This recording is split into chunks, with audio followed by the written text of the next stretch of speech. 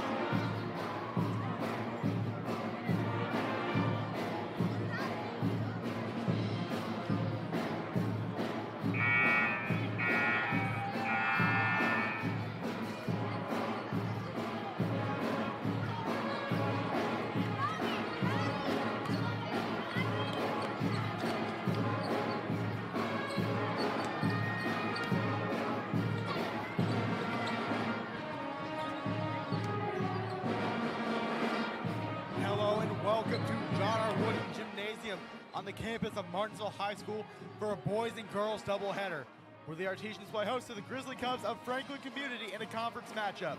Good evening, everyone. I am your host, Parker Bentley, joined by my broadcast partner, Sean Abner. And Sean, the Artesians are coming off a loss last night, but they're hoping to come back and get the win tonight. That's exactly right, Parker. The Artesians lost to the Lady Mustangs 50-34, but they hope to turn it around tonight and get a win on their senior night. On the other side, the Grizzly Cubs are coming in on an impressive win, 73-36 against Seymour. They hope to keep that win streak going tonight. Well, Sean, it's going to be a great game. We have a pretty packed crowd, but the pep band, as you all just heard, and the student section is growing. Hopefully we get, two amazing games tonight, two close games, and get a great live stream going here tonight. Now we'll be back after these messages in about 3 minutes.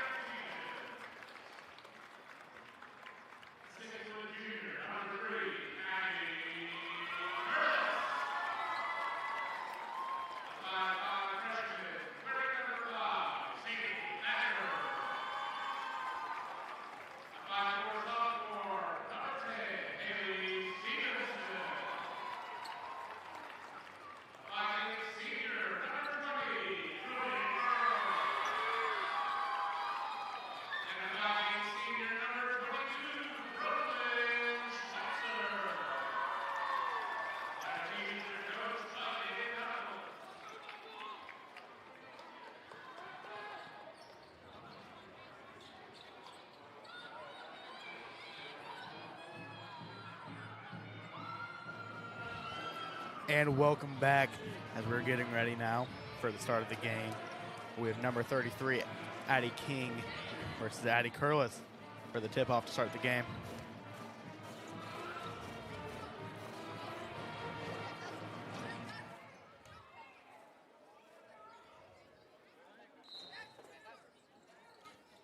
And it'll be the Grizzly Cubs winning this one. Lugers with it now. To Stillabauer, back to Lugers. Throws it down low, gets picked off. Murrell with it now. Murrell to Thacker. Thacker driving. Thacker back out to Stevenson, to Curlis, top of the key. To Stevenson on the wing, to Thacker in the corner. Thacker drives in, layup. It's good. Sadie Thacker getting the first points of the game for the Artesians. That's just a great start for the Artesians there. Just played great defensively on that first thing. And that's going to be another block there by Curlis. Exactly, Sean. The Artesians starting out this game exactly how they wanted to. No, great aggression on both sides of the ball. Franklin came into this game 13-8, and right now they're just going to need to play better defensively and stop Martinsville right now. Murrell loses it. This is a very good Franklin team. They have a bunch of steals all across that board. Stillabauer gets the three. Start out the game scoring for the Grizzly Cubs. Thacker with it now for the Artesians. Thacker driving up. Stewart guarding. Screen by Curlis. Thacker trying to decide what to do with it. Gets to Stevenson. Stevenson gets it to Murrell. Murrell three. No good. Rebound. Schweitzer to Curlis on the wing. Down low to Murrell. Murrell to Thacker. Thacker three. No good. Rebound by Stillabauer. Artesians trying to take the shots there and nothing connected. Sadie Thacker swipes it, gets the pickpocket and has it now for the Artesians, brings it up. Thacker leads the Martinsville girls as a freshman, and I think she's around like 2.5 steals per game, which is really good as a freshman, and she's on varsity. Good job by Sadie Thacker there. Now Murrell with it. Murrell fighting for it. Murrell still has it, gets it to Thacker. Thacker gets it to Curlis on the wing. Curlis with it now. Curlis looking, finds Stevenson on the wing. To Thacker in the corner. To Curlis down low. Curlis finds Murrell. Murrell three. No good. Martinsville's trying to start off the game with a bunch of threes, and none of them have connected so far. Exactly, Sean. Now there's Stillabauer with it. Who gets it to Stewart? Stewart in trouble. Picked up by the Artesians. It's going to be Schweitzer with it. Schweitzer loses it, but Stevenson recovers. Like we said at the beginning of this game, we said that this is going to be a very heavily defensive game, and so far it's proving to be one. Now we got Murrell with it. Murrell drives in. Murrell gets it to Stevenson on the wing. Stevenson gets it to Murrell. Murrell with it now. Trying to decide what to do with it. Murrell gets it to Thacker. Artesians taking their time there, not trying to. They're going to blow a whistle there. We have timeout Artesians. So Sean, the Artesians, really setting the tone in this first quarter. Scoreboard, it's low, but the defenses, that's what's really going to come down to decide this game. Both teams coming out starting really good on defense. Curlis already has a block for the Artesians. And 3 steals already for the Martinsville defense. That's a great start for them, even though they're down, but that's just good. This is going to be a long game for them. Exactly, Sean. I mean, there's been one shot made by each team, so, the deficit this early doesn't really matter, but when it comes down to it, just the defense, saying defense wins championships, that's going to come into play tonight. Now Murrell now to inbound for the Artesians. Murrell with it now. Murrell to Thacker. Thacker gets it to Schweitzer. Schweitzer with it now. Driving. It'll be hit off number 33, Addie King. It's a good move by Schweitzer, throwing it off her defender because she didn't think she could get anything. So the Artesians will retain the possession. Murrell to Thacker. Thacker driving. Thacker gets it to Stevenson. Stevenson to Murrell. Murrell with it now. Murrell. Ooh. Down in the paint. Ooh, Thacker recovers to Stevenson on the wing. Stevenson three. No good. Rebound Curlis. And there's going to be a foul. That's a great thing if you're Martinsville there. You almost had a turnover, and Sadie Thacker was just right there. Good job by the Artesians there. The foul is picked up by Singleton for the Grizzly Cubs. Merle now to inbound. Merle to Curlis in the paint to Stevenson. To Schweitzer in the corner. Schweitzer with it now. Who tries to get Thacker. Hits it off her foot though. Sorry, her leg. Artesians will lose Thacker it. just tried to get it there, and now it's messed up, and you just gotta forget that. Stewart now to bring it up for the Grizzly Cubs. Stewart across the half court. Finds King. My apologies, not King. Still Bauer takes a three, misses. Stewart with it now.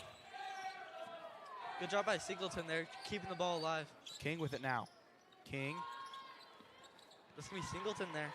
King passes to Singleton. Singleton takes a three. Ooh, and the Artesians turn it over. Costly turnover because it resulted in points by Audrey Lugers, the senior. Merle to Thacker. Thacker being guarded by Stewart. Thacker gets it past half court to Merle. Merle to Stevenson in the corner. Stevenson drives in. Ooh, Stevenson double dribbles. Artesians will lose the ball. She tried to pass to her teammate, I believe that was Curlis, I'm not sure. But she caught a costly penalty there by a double dribble, but it's all right by the Artesians. Stewart now bringing it up. Passes it to King. King with it now. Will be a travel. So the Artesians get the ball back. So now subs coming in for the Artesians. Number 14, Jersey Huff, and number 2, Braxton Connor. Merle now to inbound. Merle looking. Finds Curlis. Curlis to Merle. Merle with it now.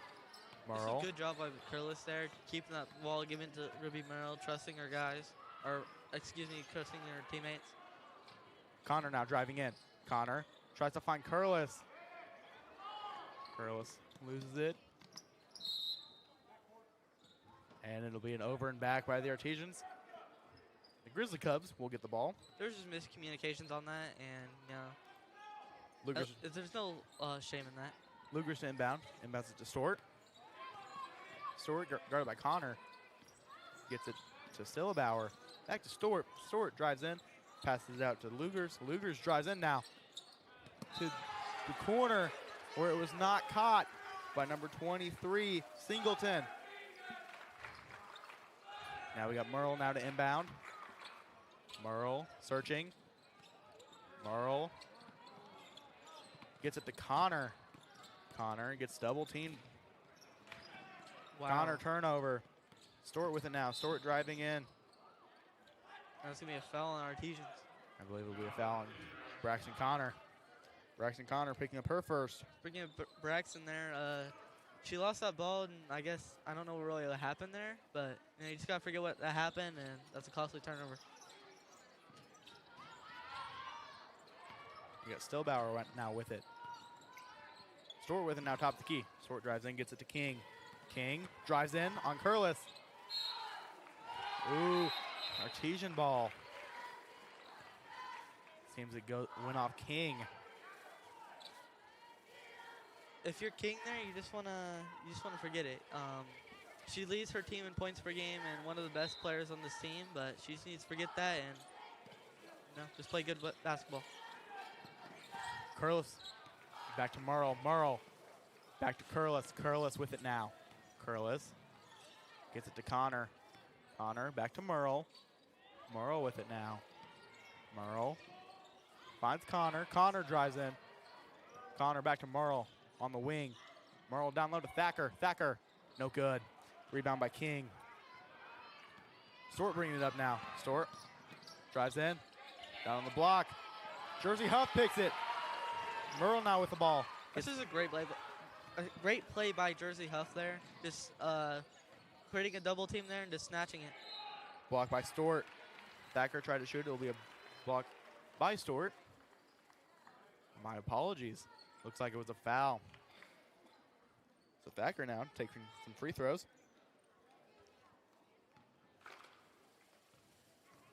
Thacker at the line for her first. Gets it.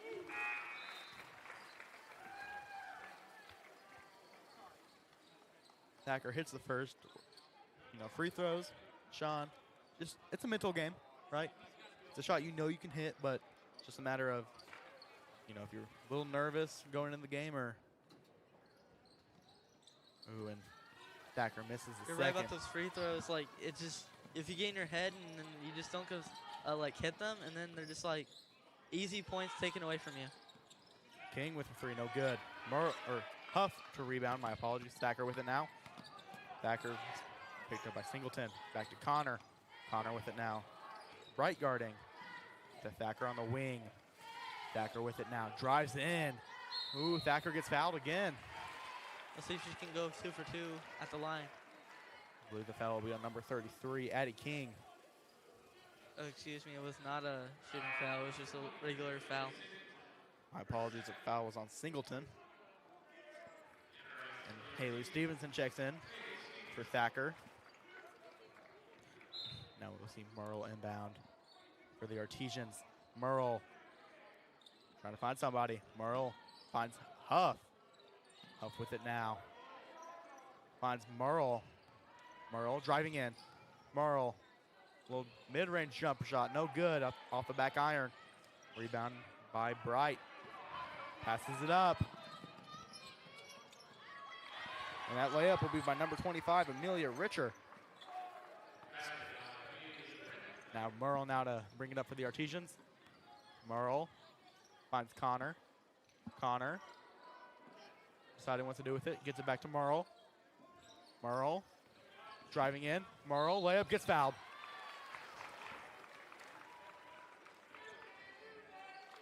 This is definitely a defensive game, and if you're Artesians, you just want to play it better offensively. Don't shoot many on contested shots. Be smart and just play basketball.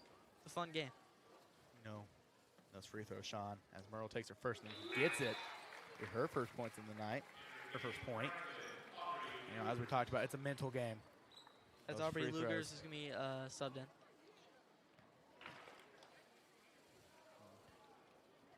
Got Merle taking her second. Ooh, misses it. Goes 1 for 2. And Lugers can get the rebound there. And brings it up. Guarded by Schweitzer. 3 by number 25. Amelia Richer. No good. Not a bad shot by her. She just banked off and, just got to check it off. Merle with it now. Merle searching. Screen by Schweitzer. Merle to Schweitzer down low. Schweitzer trying to find something. Gets it to Merle. Merle on the wing. Now on the top of the key with Merle. Merle with it now. This is a good matchup there. Merle and King, two of the their best players offensively. Now it's gonna be a good. Let's see what they can do here. Screen by Schweitzer not taken. And there's gonna be a switch. Lugers will now be guarding Merle. Merle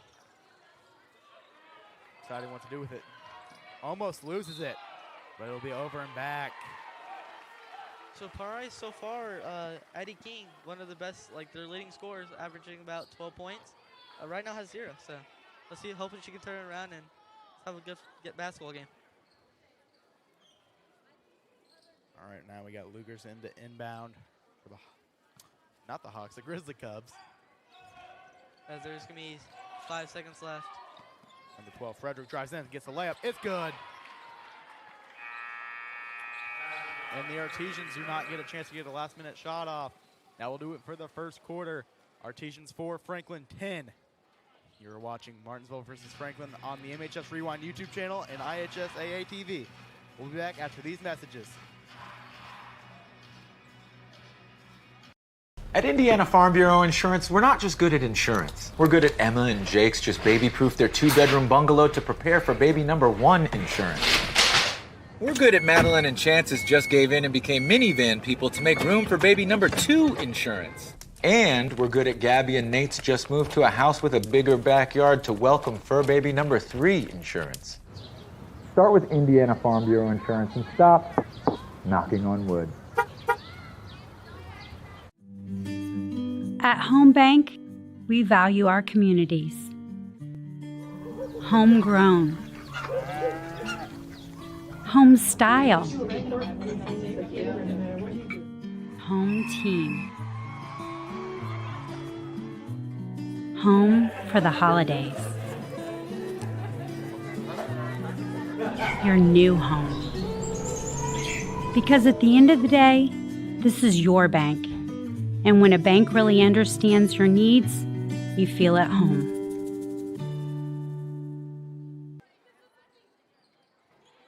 Hello and welcome back for the second quarter. Now we got Connor with it for the Artesians. Connor to Schweitzer, Schweitzer to Huff. Huff in the corner. Huff gets it to Stevenson, top of the key. To Connor on the wing. Connor dribbling around, top of the key. Finds Schweitzer, who finds Stevenson in the corner. Drives in to Huff. Will be an inside shot. Huff gets it. That's what you're gonna want. That's what you're gonna want there, because the Artesians were just trying to shoot threes because that's what Franklin was doing, and it was connecting. But great job by them. Jersey Huff just inside, so that's a two-pointer. Now we got number 25 Richer with it to number 12 Frederick. Frederick with it now, top of the key, takes a three. Ooh, bounces around, but no good. Rebound Schweitzer. Connor with it now. Connor driving. Connor, top of the key. Schweitzer to Huff. Huff on the wing. He finds Curlis on the elbow. Curlis driving in, gets a layup. Gets fouled on the way up. She will shoot two.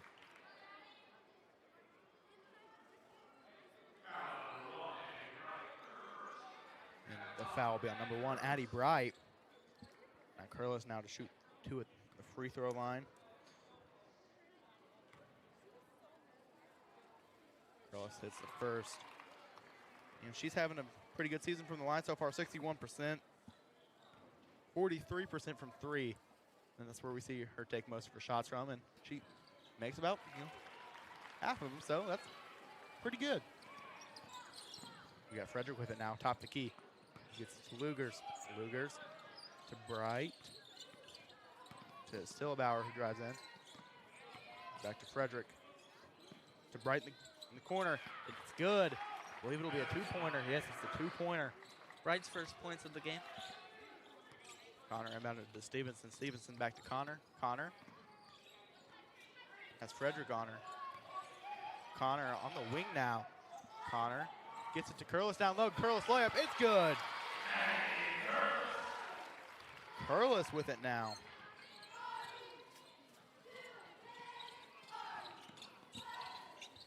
Now we got Stillbauer with it. Stillbauer driving in. It gets pocketed by Schweitzer, but it'll be a foul on the floor.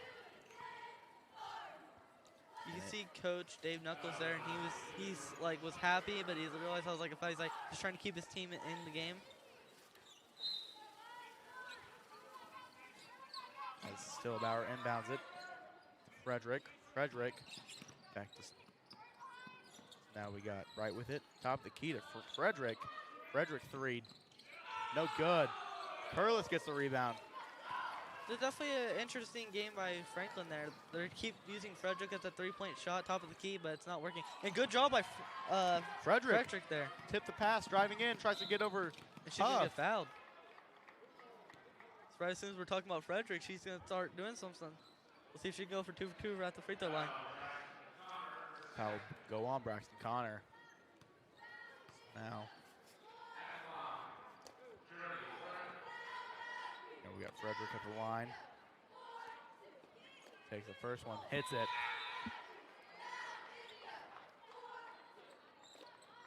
We got some subs coming in. Thacker and Murrow coming in for Schweitzer and Huff.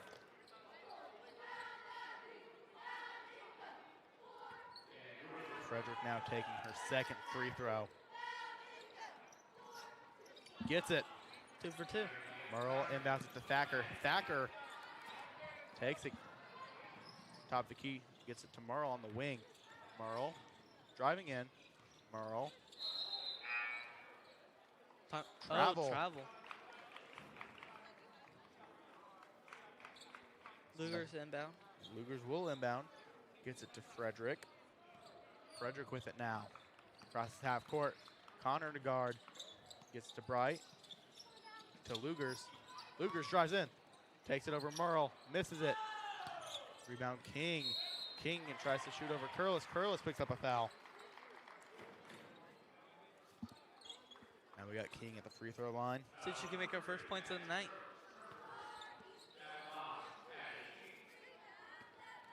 King, the 6-foot junior. Leading her team in points. Ooh, misses the first one.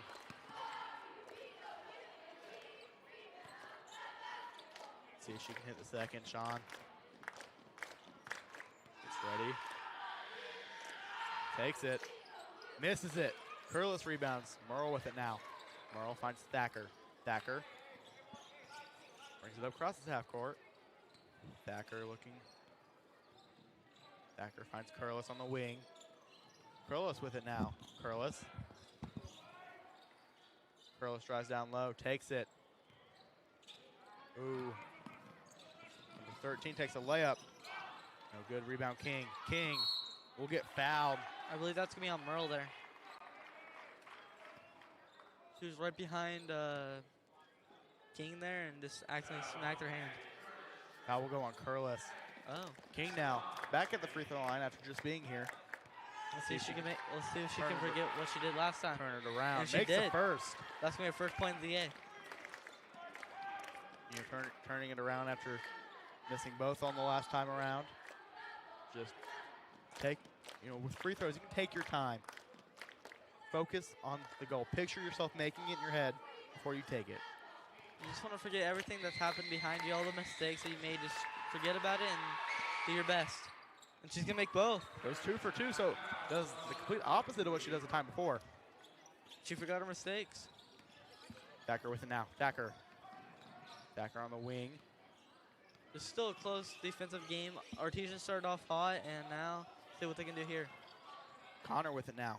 Connor loses it, gets it back though. Gets it to Merle. Merle looking. Merle on the wing. Merle, free throw line now. Finds Curless.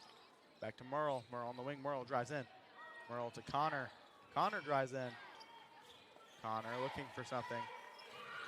Finds Curless, but gets tipped. King has it now. King driving in. Thacker knocked it out of bounds.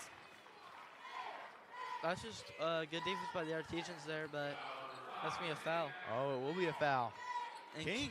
King again at the free throw line. Third possession in a row ending at the free throw line. Let's for hope she her. can do what she did last time, 2 for 2. Ooh, misses the first. We'll see if she can turn around and make the second. Jersey Hub comes in for the Artesians. Connor will go out.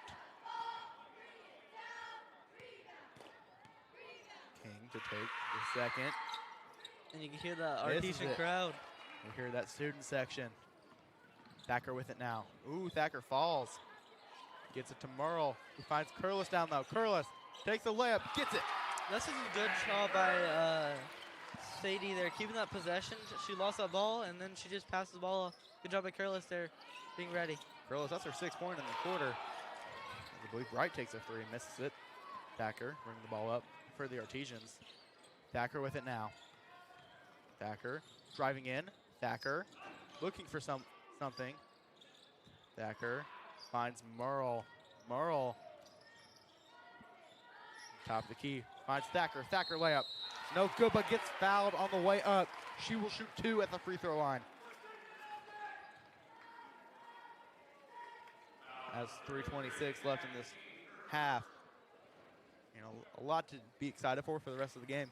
We've seen a great game this far. We just hope to keep it going as Thacker misses her first.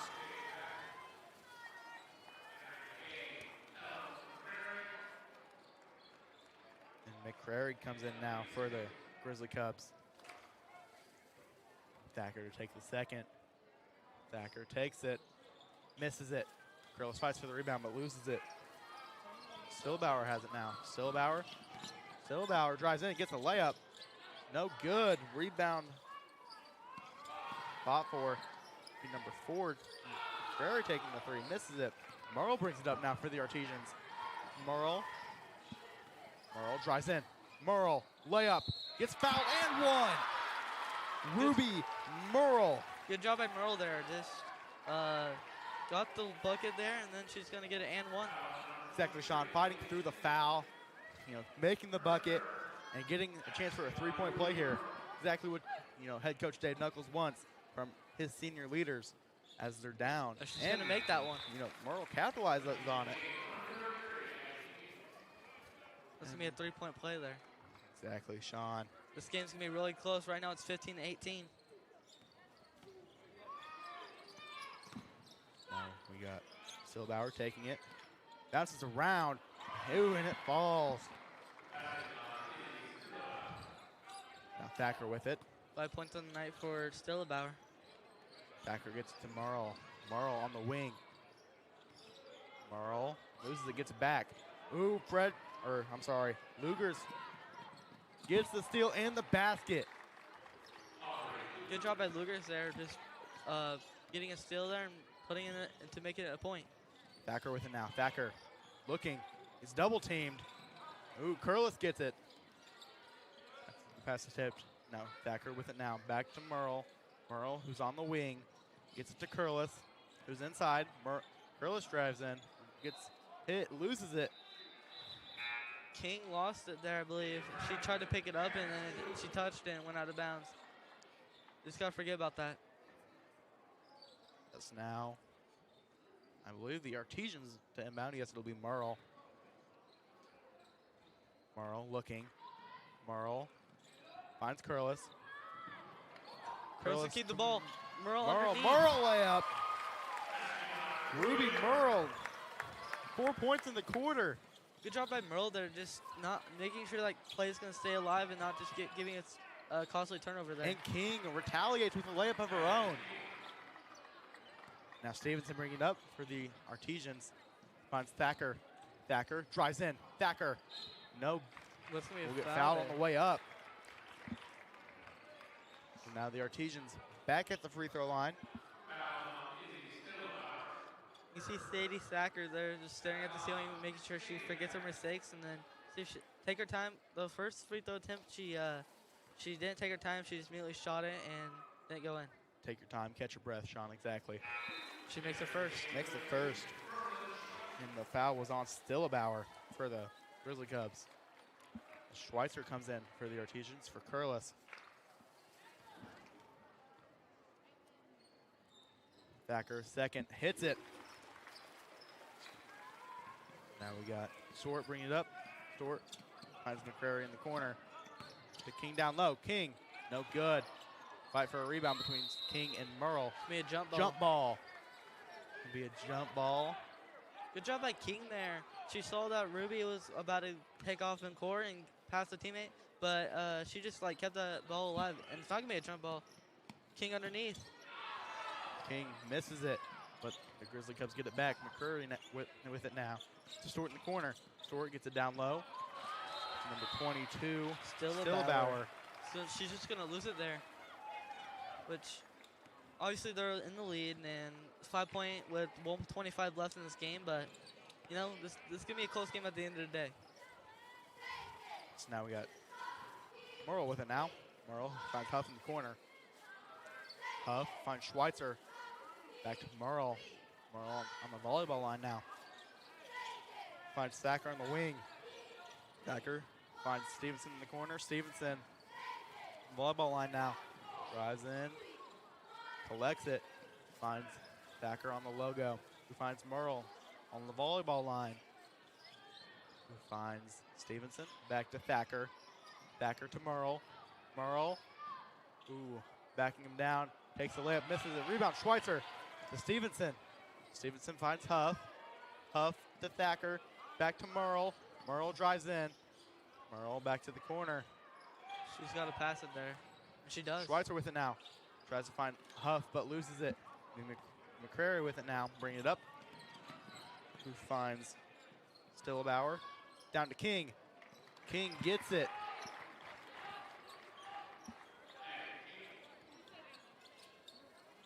Now, Merle inbounds it to Thacker. Back to Merle. Merle. Sadie has a wide open drive. Thacker drives in. Thacker takes the layup.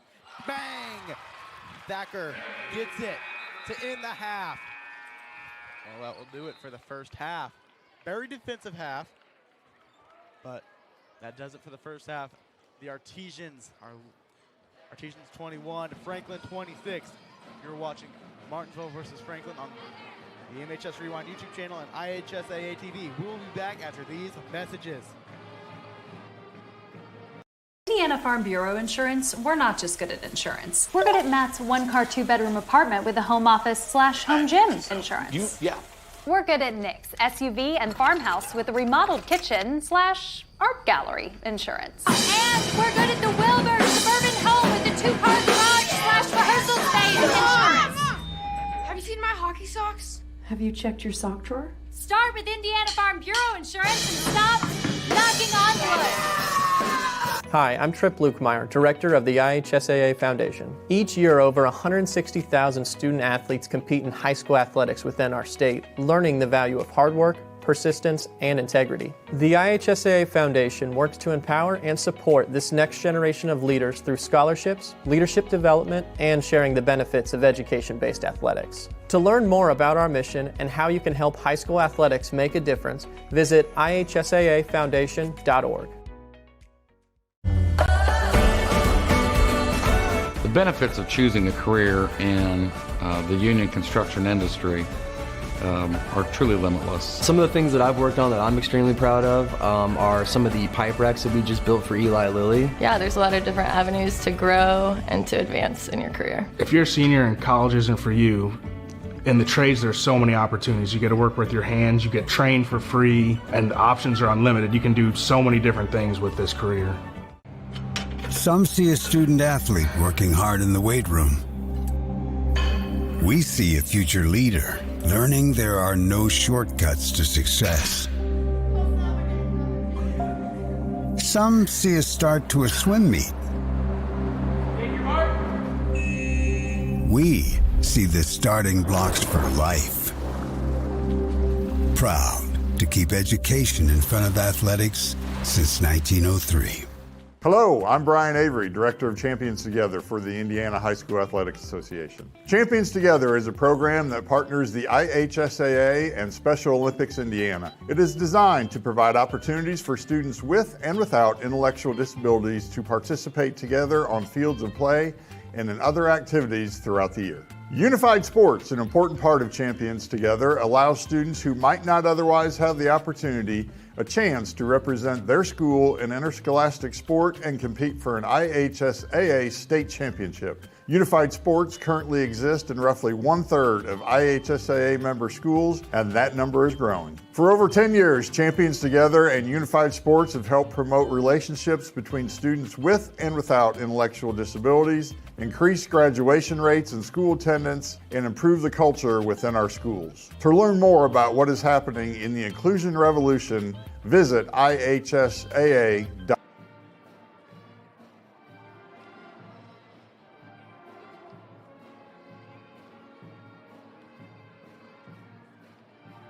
Indiana Farm Bureau Insurance, we're not just good at insurance. We're good at Matt's one-car, two-bedroom apartment with a home office/home gym insurance. We're good at Nick's SUV and farmhouse with a remodeled kitchen/art gallery insurance. And we're good at the Wilbur suburban home with the two-car garage/rehearsal space insurance. Have you seen my hockey socks? Have you checked your sock drawer? Start with Indiana Farm Bureau Insurance and stop knocking on wood. Hi, I'm Trip Lukemeyer, Director of the IHSAA Foundation. Each year, over 160,000 student-athletes compete in high school athletics within our state, learning the value of hard work, persistence, and integrity. The IHSAA Foundation works to empower and support this next generation of leaders through scholarships, leadership development, and sharing the benefits of education-based athletics. To learn more about our mission and how you can help high school athletics make a difference, visit ihsaafoundation.org. The benefits of choosing a career in the union construction industry are truly limitless. Some of the things that I've worked on that I'm extremely proud of are some of the pipe racks that we just built for Eli Lilly. Yeah, there's a lot of different avenues to grow and to advance in your career. If you're a senior and college isn't for you, in the trades there's so many opportunities. You get to work with your hands, you get trained for free, and the options are unlimited. You can do so many different things with this career. Some see a student athlete working hard in the weight room. We see a future leader learning there are no shortcuts to success. Some see a start to a swim meet. We see the starting blocks for life. Proud to keep education in front of athletics since 1903. Hello, I'm Brian Avery, Director of Champions Together for the Indiana High School Athletics Association. Champions Together is a program that partners the IHSAA and Special Olympics Indiana. It is designed to provide opportunities for students with and without intellectual disabilities to participate together on fields of play and in other activities throughout the year. Unified sports, an important part of Champions Together, allows students who might not otherwise have the opportunity a chance to represent their school in interscholastic sport and compete for an IHSAA state championship. Unified sports currently exist in roughly 1/3 of IHSAA member schools, and that number is growing. For over 10 years, Champions Together and Unified Sports have helped promote relationships between students with and without intellectual disabilities, increase graduation rates and school attendance, and improve the culture within our schools. To learn more about what is happening in the inclusion revolution, visit ihsaa.com.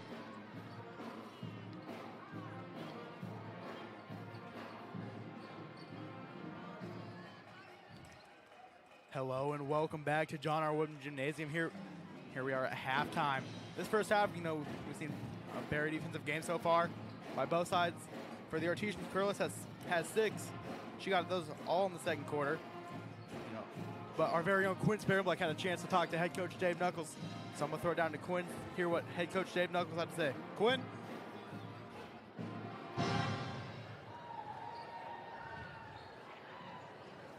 Thanks, Parker.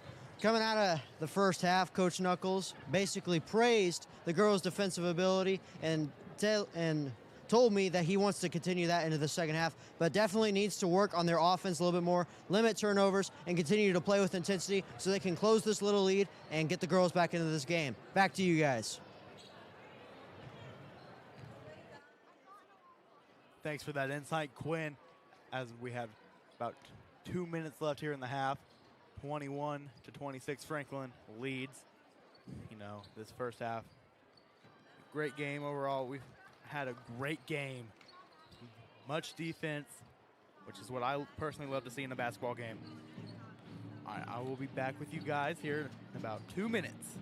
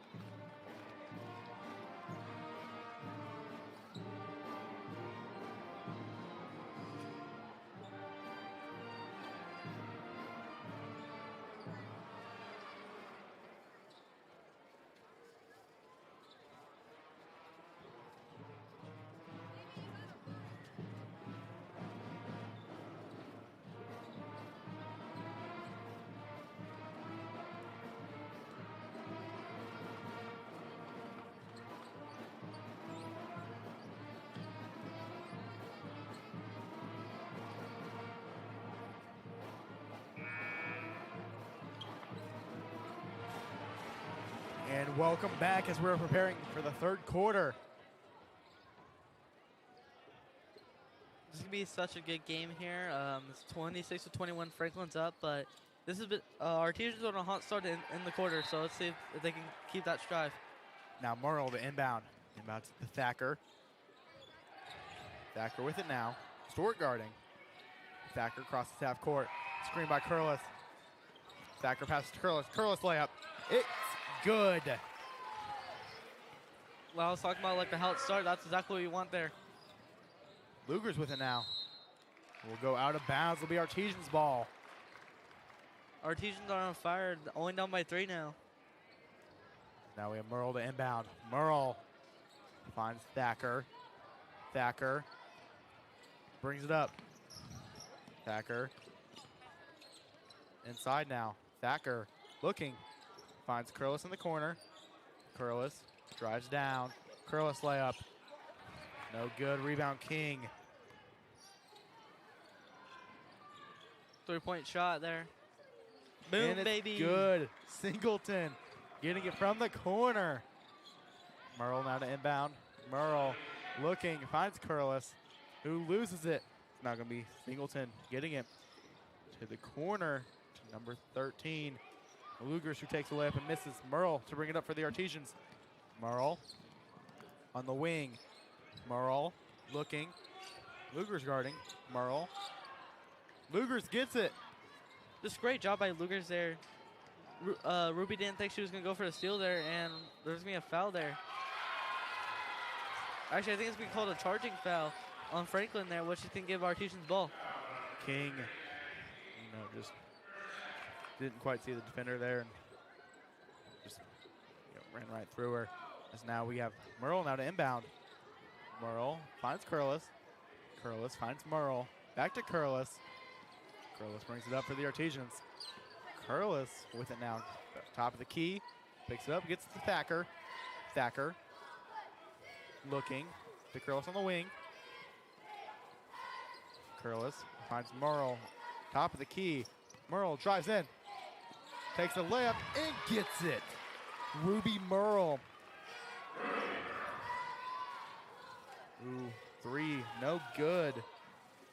Keep the ball alive. Stillbauer. King down low. King gets fouled by Curlis. And will shoot 2.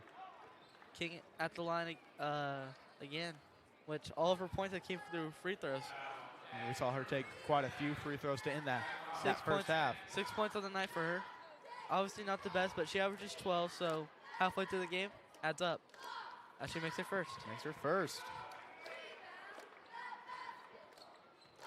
King, the 6-foot junior, still has a whole nother year to continue to develop and really improve her game. And she's been one of the best players on her team, and she makes another one. That's going to be 8 points on the night for her. Merle to inbound. Gets it. Ooh, fakes it to Curlis. Gets it to Curlis, who gets it back to Merle. Merle with it now. Gets it to Curlis. Curlis bringing it up. Curlis. Gets it to Merle. Merle to Thacker. Thacker with it now. Thacker dribbling in the about at half court. Thacker bringing it up.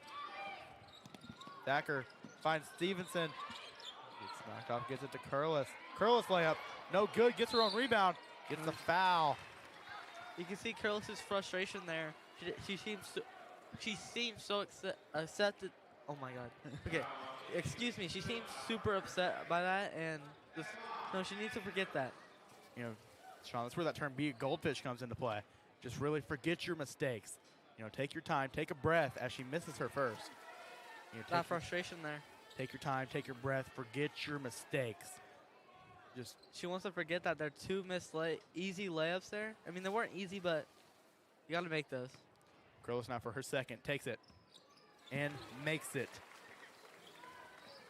Her 3rd point of the quarter. Stewart to bring it up for the Grizzly Cubs. My apologies. Finds King, who takes it and makes it. I believe that's going to be a 2-pointer there, which it will be. Thacker bringing it up. Really pushing the tempo here. Gets to Merle on the corner, who finds Curlis down low, who finds Stevenson on the wing. Stevenson drives in. Schweitzer on the top of the key. Merle, 3 from the wing. Bang! Merle gets 3 more. Now we got Stillbauer. Gets it short. Stillbauer with it now. Open. Takes it. No good. Rebound by Stewart. Luger's with it now. Driving in. Takes the layup, but misses. Ooh, but gets her own rebound. Ooh, but steps out of bounds. That's going to be costly there, because especially how close this game is. There's going to be sub-ins. Braxton Cutter and Jersey Huff will be in. Haley Stevenson and Brooklyn Schweitzer taking a moment to breathe. As now Merle inbounds it to Connor. Connor brings it up. Connor on the wing now. Connor, screen by Curlis. Finds Thacker. Thacker with it now. Thacker to Merle. Merle on the wing. Merle finds Thacker to Curlis on the elbow. Curlis driving in. Curlis in the paint. Takes it. No good. Rebound goes to King. King drives in over Curlis. No good. Merle with the rebound. Merle bringing it up. Slows it down. Merle to Curlis in the corner. Curlis with it now. Takes the corner 3. Corner 3 and gets it. Curlis now. It's a 1-point game now. It's anyone's game. It's going to be a 3-point shot for Lugers. Ooh. Thacker gets it. King just straight up gave Sadie that ball. There's no way anyone could have gotten that. Merle takes a 3. Ooh, misses it. And they're just going to let it go out of bounds. You can see Lugers there. Ruby realized what the situation was going on. She realized that she could make Lugers look silly there and tried to take the shot. You know, you just got to execute there, and you would have the lead here. Stewart now bringing it up for the Grizzly Cubs. You got Stewart. Gets it to Singleton. Takes a 3, no good. Rebound, Merle. Merle finds Connor. Connor bringing it up. Connor has Stewart guarding. Connor to Merle. Merle with it now. Merle searching. Finds Curlis down low. Curlis gets double teamed. Who throws it straight to Lugers, who brings it up for the Grizzly Cubs, who finds Stewart. Stewart driving in. Gets Stillbauer. Stillbauer is now top of the key. Connor guarding. Who gets it to Stewart. Stevenson guarding. Stewart gets it to Singleton. Stillbauer with it now. To King, who takes a jumper. No good. Rebound, Merle. Merle bringing it up for the Artesians. Merle gets it to Huff. It'll be a jump ball. Luger stepped in, got her hands on it, forcing the jump ball. It'll be, I believe, Artesian's ball. Let's see. Handline coming in for Curlis. Oh, and my apologies, it is Franklin ball. We have Lugers now to inbound. Who inbounds it to Frederick. Frederick bringing it up. Connor guarding. Frederick finds Bright. Back to Lugers. Lugers driving in. Huff steps up. Ooh, but Lugers gonna make the basket. Lugers gets the layup. Connor with it now. Connor bringing it up. Connor gets double teamed. I believe will get fouled. I believe she stepped out. Bright gets the foul. For Merle to pass it in. Merle looking. Merle finds Connor. Connor to handline jumper. Gets it. Audrey handline, her first points of the game. She just got subbed in, now she's making plays. Back to Frederick on the wing. Frederick driving in. Frederick steps out. Gets it to number 25, Richer. Back to Frederick. Frederick. Richer, corner 3. No good off the back iron. Stevenson rebounds, gets it to Connor. Connor with it now. You can see Frederick there, at, like when she got passed to. She was going to take the shot there, and that's what she was doing at the beginning of the game. And trying to be aggressive, and she actually made one of those. But, no. Huff with it now. Huff to Merle on the wing. Merle looking. Merle gets it to Stevenson. Stevenson steps out. It'll be Grizzly Cubs ball. It's a tough situation for Stevenson there. She can't really do anything, and she tried to get the ball out, which is what you want to do there. Ooh. And I think they're going to call she stepped out. Richer stepped out of bounds in the corner. They just got to know, where their inbounds are. They know what's in and what's out, and 2 possessions where they stepped out, which is not what you want there, especially with this tight, close game and defensively. Curlis comes in for Merle. Connor with the ball now. Connor searching. Connor gets it to Huff on the wing. Huff to Curlis down low. Curlis with it now. Gets it. And that'll give Artesians a lead, which I don't think they've had the lead since maybe like the first possession of the game. And they take it right back. Luger's there. And we have a timeout. I believe Grizzly Cubs. Yes, it'll be a full timeout. 5 points for Lugers in this quarter. And, you know, this quarter alone, Addie Curlis, I believe, has 8. So 8 in the quarter. You know, Merle, she has 5. Hanline has 2. And we saw Curlis in the half with that 6-point quarter, which was really good. Thacker has 7 this game, which is right around her average, 7.8. Jersey Huff has 2. I mean, so we're seeing a really good offensive game, and it's a 2-point deficit here, 50 seconds left in the third quarter. We still have a whole nother quarter to play. This could be a close game like it's always been, but I think whatever defense plays the best is going to win this ball game and come home with the win. As I said at the start of the game, Sean, defense wins championships. Whatever team has a better defense is going to win the game. You're absolutely right. Whatever defense ends up showing up tonight is going to win this ball game, and they're going to come home with the win. And that's just what it comes down to. This has been a very fun game to watch. Remember, this is a doubleheader tonight, so stay tuned. Exactly. So at the conclusion of this girls' game, we have a boys' game following it, as Connor brings it up now for the Artesians. Connor drives in, loses it.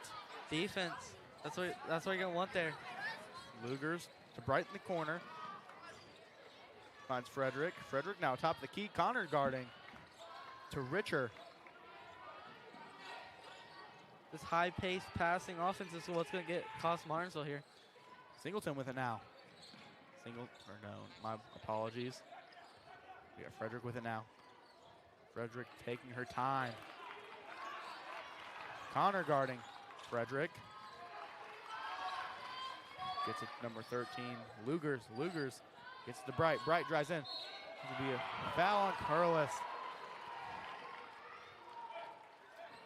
So now Grizzly Cubs getting a chance to take 2 free throws. Because they're in the bonus. My apologies. The foul was on Curlis. Now we got Bright at the line to take 2. You know, a 2-point deficit. A foul there. Just really a simple mistake.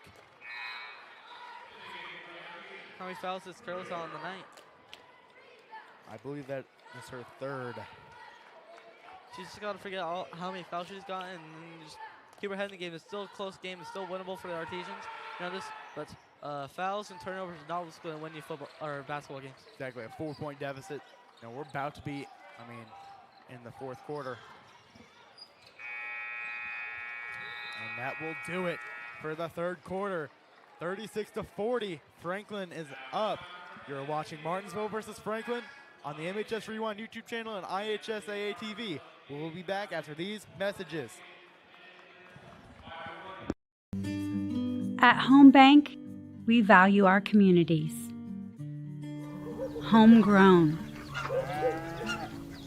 Home style. Home team. Home for the holidays. Your new home. Because at the end of the day, this is your bank. And when a bank really understands your needs, you feel at home.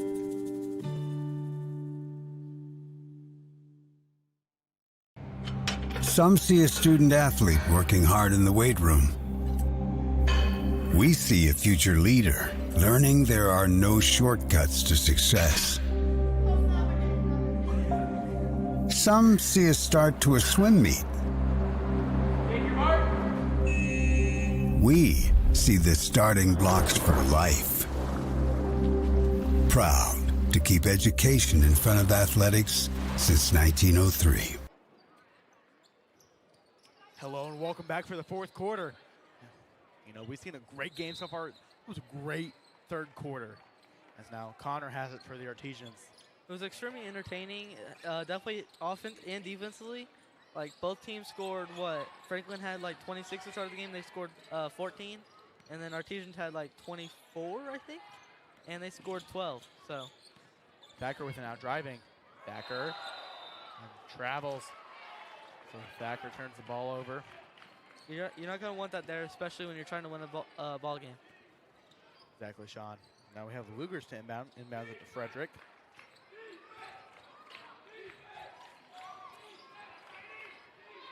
Bright three, no good.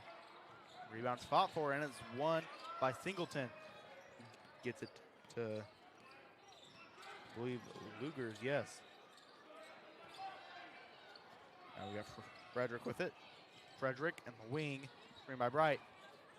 Frederick drives, and one. They're gonna call a foul on Curlis there. You can see the frustration in her, and she was like, come on. She did not want that there. That's her third foul on the game. Now we got Frederick at the line to take two. 6-point deficit here. She hasn't scored since the second quarter, which she has around, she has 4 points. Well, there you go, Sean. Making the free throw. Now we got Thacker bringing it up. Richard guarding. Thacker. Screen by Curlis.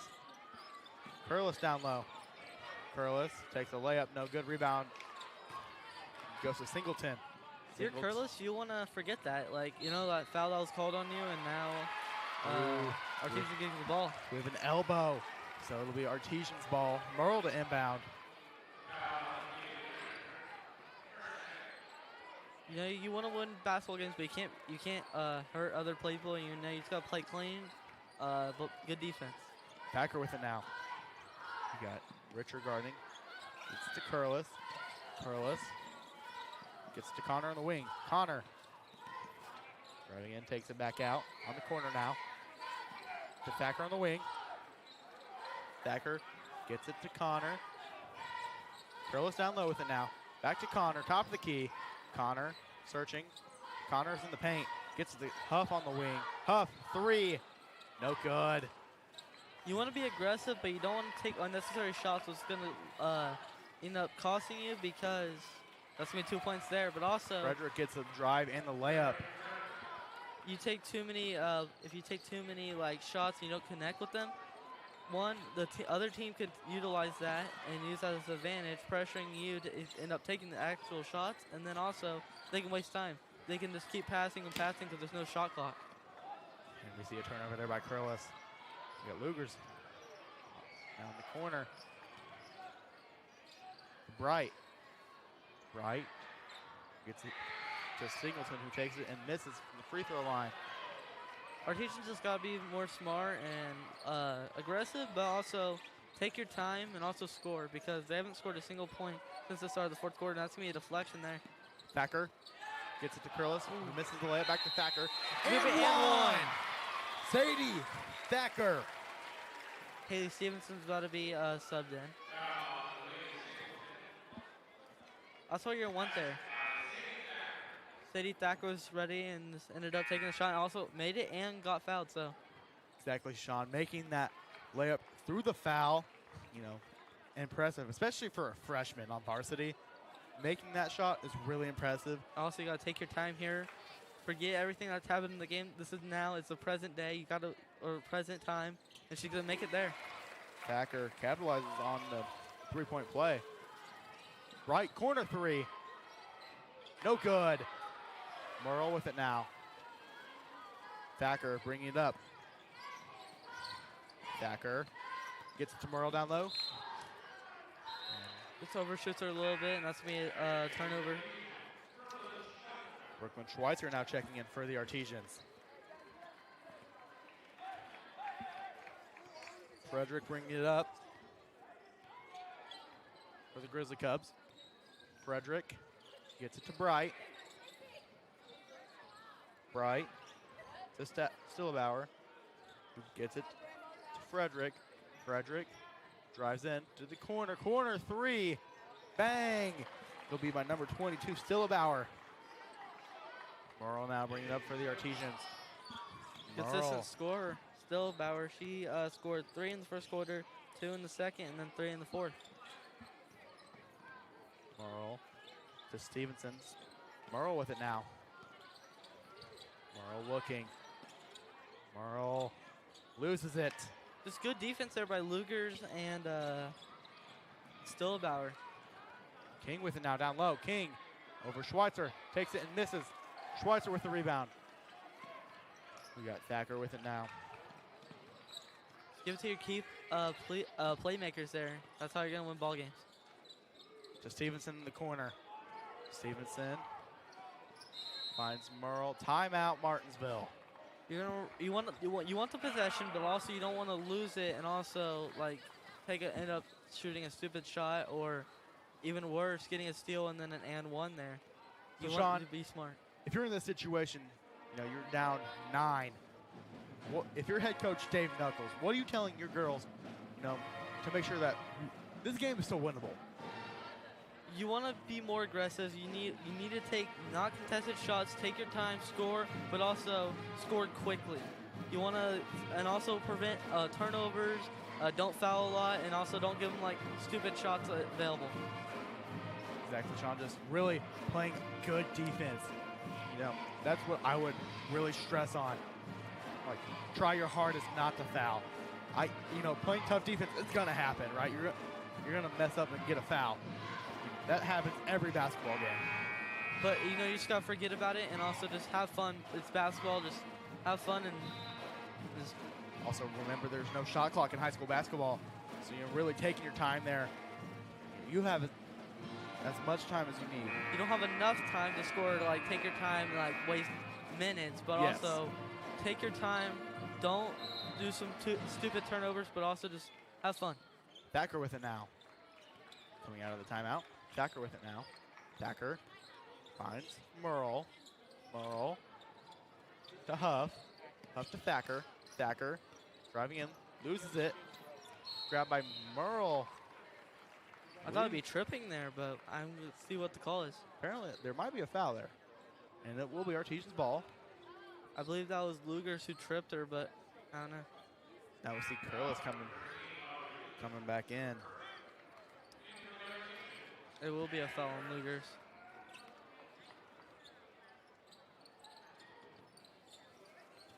Now we see Thacker with it.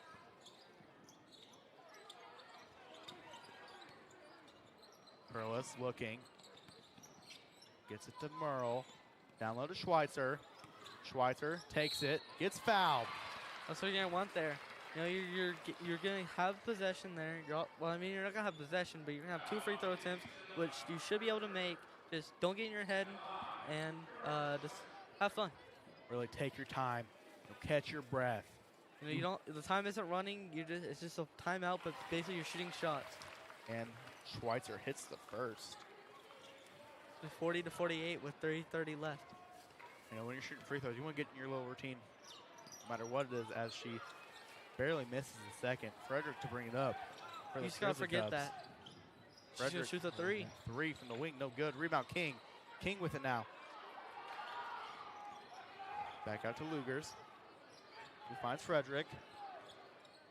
Stevenson guarding.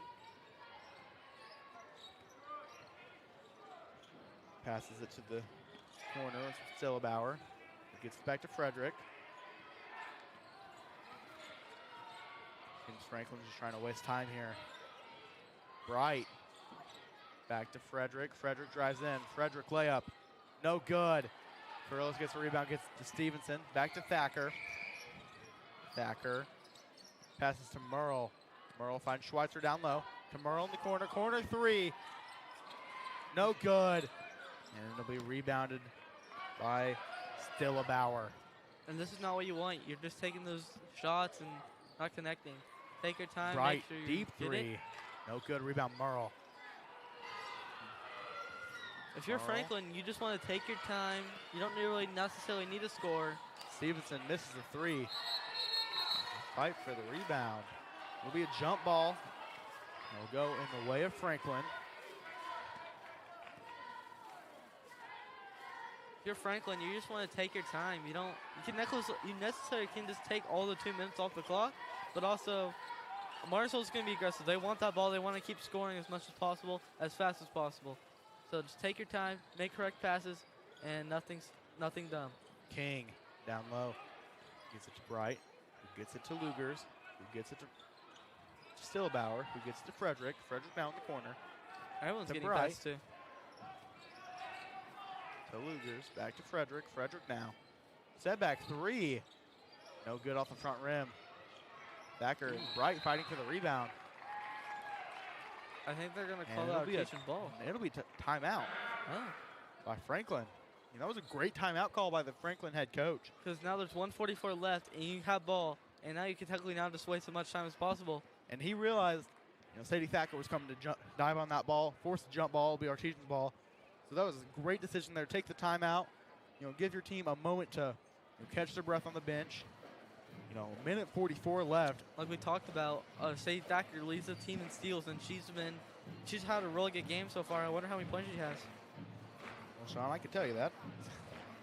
Let's see. I believe she has 10 on the night, and that's more than her average. She averages 7.8. So this is a good game for her. She's been one of the best players on Martinsville today, but nothing to discredit her. But no, she just nothing. Actually, not even to I don't know. But she's had a really good night, and she's one of the best defenders on this team. Now we see Martinsville coming back out. A minute 44 left in this game. It's an 8-point game.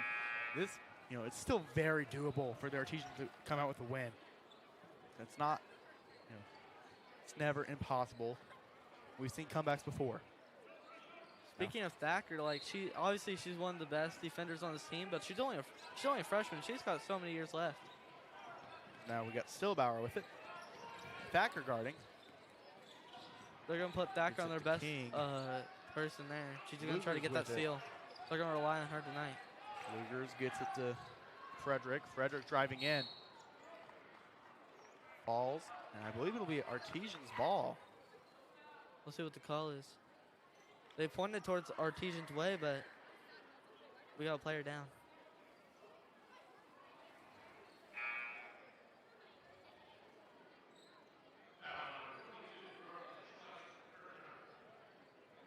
It'll be Artesian foul.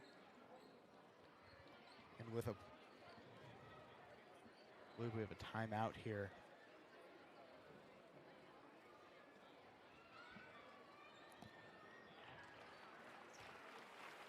Sean, minute 25 left, 8-point game. Head coach Dave Knuckles will get a chance to talk to his team. Just really calm them down. Remind them that it's still doable. It's doable, but it'll be tough. It's going to be a hard-fought win if they can be able to pull it off. Because obviously there's no shot clock, so there's no time limiting them from just keeping the ball. Because they technically could run all minute 25 left, but it's going to be tough. So I'm expecting the Cubs here to just keep passing, not take shots, and just have fun. Maybe build some chemistry here. And there's a foul on the play. And we got Merle. I think she was trying to get that ball, and she accidentally got a foul there. Now we got Lugers on the inbound. Inbounds it to Stewart. Stewart with it now. Connor's guarding. They're going to call a foul on Connor, I think. I believe it'll be on Stewart. Oh, no, it'll be on Connor. She's getting a little too aggressive, and she accidentally got a foul there. What you're going to see, they're going to keep purposely fouling there just so they can take the free throws and then they get possession.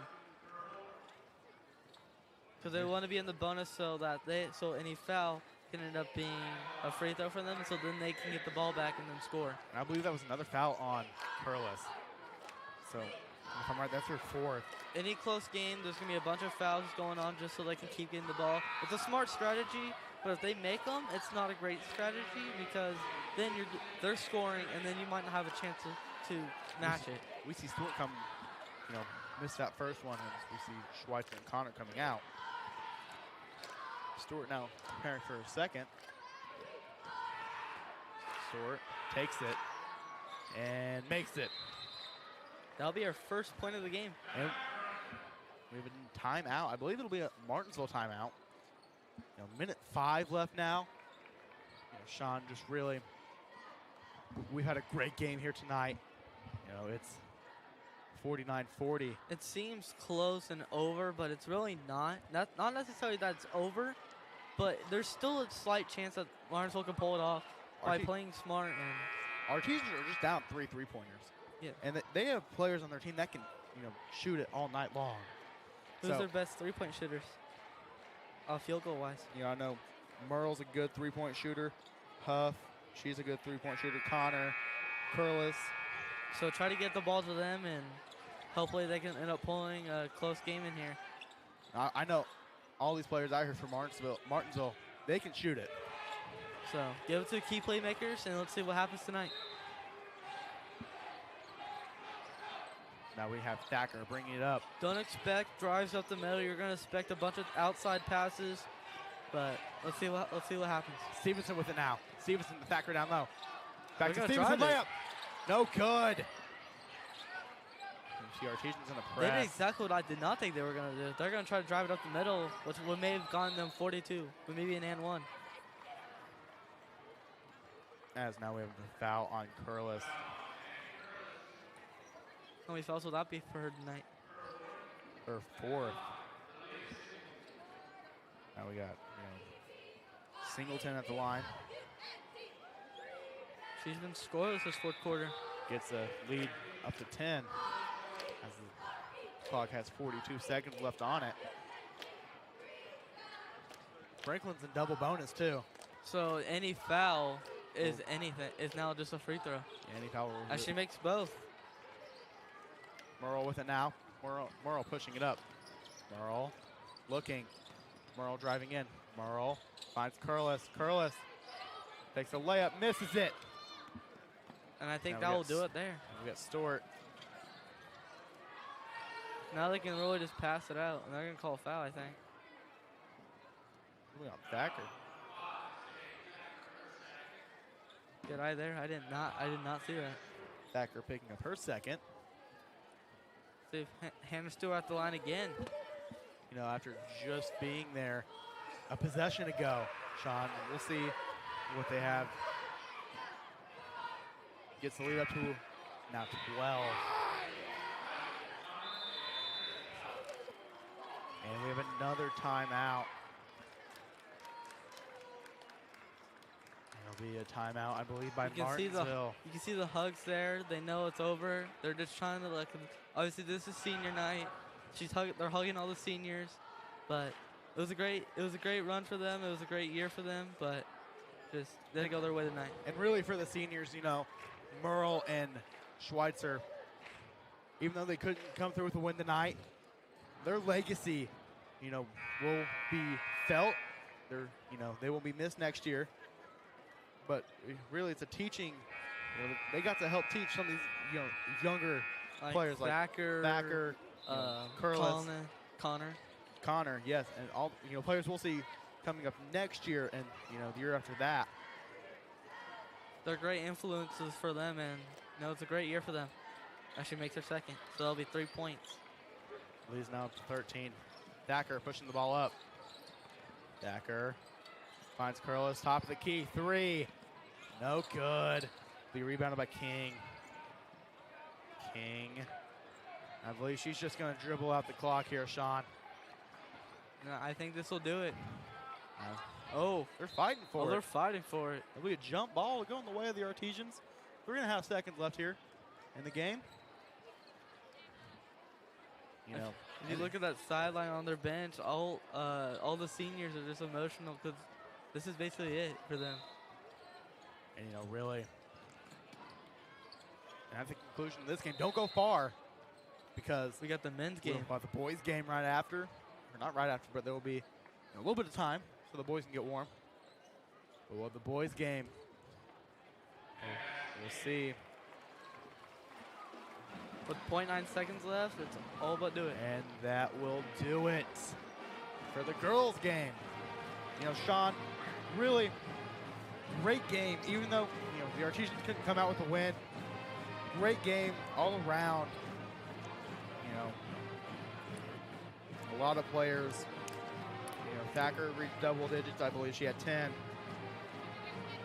And Perla, she had 6 points in that second quarter and had 8 in the third. So she had 14. Merle, she had 10. Hanline had 2. Schweitzer had 1. And Huff had 2. So, you know, we saw a great game all around. Mainly that defense, Sean, is what I want to talk about for just a quick second here. You know, we saw very early in that game, we could tell it was going to be a very defensive game. You know, we saw Carlos picking up blocks early and both sides picking up early blocks. You know, seeing the game just really start out slow, which is amazing. Okay. So, you know, really this girls' team has nothing to be disappointed in.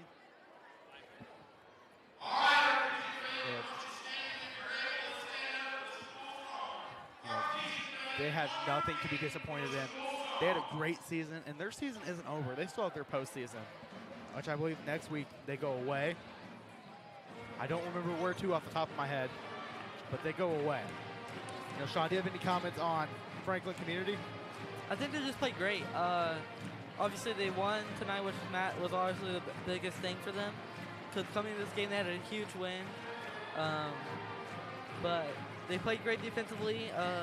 The leading scorer was Lugers, which is shocking to me, even though she was second in their points.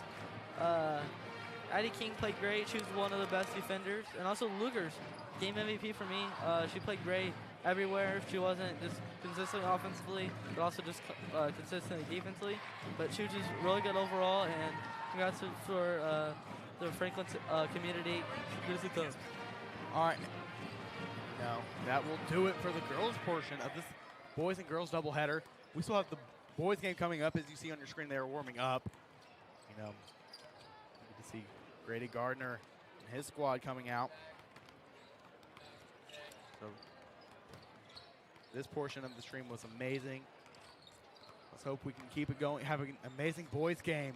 We had a great women's game. We'll see if the men's game can also deliver. I think this will be a really impressive game. Martinsville's coming in at 4-7, and the first Grizzly Cubs for the men, they're 8-7. So let's hope this is a good game. That's exactly right, Sean. Well, we will be back with you after these messages. You're watching Martinsville versus Franklin on the MHS Rewind YouTube channel and IHSAA TV. Indiana Farm Bureau Insurance, we're not just good at insurance. We're good at Matt's one-car, two-bedroom apartment with a home office/home gym insurance. We're good at Nick's SUV and farmhouse with a remodeled kitchen/art gallery insurance. And we're good at the Wilbur suburban home with the two-car garage/rehearsal space insurance. Have you seen my hockey socks? Have you checked your sock drawer? Start with Indiana Farm Bureau Insurance and stop knocking on wood. Hi, I'm Trip Lukemeyer, Director of the IHSAA Foundation. Each year, over 160,000 student athletes compete in high school athletics within our state, learning the value of hard work, persistence, and integrity. The IHSAA Foundation works to empower and support this next generation of leaders through scholarships, leadership development, and sharing the benefits of education-based athletics. To learn more about our mission and how you can help high school athletics make a difference, visit ihsaafoundation.org. benefits of choosing a career in the union construction industry are truly limitless. Some of the things that I've worked on that I'm extremely proud of are some of the pipe racks that we just built for Eli Lilly. Yeah, there's a lot of different avenues to grow and to advance in your career. If you're a senior and college isn't for you, in the trades there's so many opportunities. You get to work with your hands, you get trained for free, and the options are unlimited. You can do so many different things with this career. Some see a student athlete working hard in the weight room. We see a future leader learning there are no shortcuts to success. Some see a start to a swim meet. We see the starting blocks for life. Proud to keep education in front of athletics since 1903. Hello, I'm Brian Avery, Director of Champions Together for the Indiana High School Athletics Association. Champions Together is a program that partners the IHSAA and Special Olympics Indiana. It is designed to provide opportunities for students with and without intellectual disabilities to participate together on fields of play and in other activities throughout the year. Unified sports, an important part of Champions Together, allows students who might not otherwise have the opportunity a chance to represent their school in interscholastic sport and compete for an IHSAA state championship. Unified sports currently exist in roughly 1/3 of IHSAA member schools, and that number is growing. For over 10 years, Champions Together and Unified Sports have helped promote relationships between students with and without intellectual disabilities, increase graduation rates and school attendance, and improve the culture within our schools. To learn more about what is happening in the inclusion revolution, visit ihsaa.com.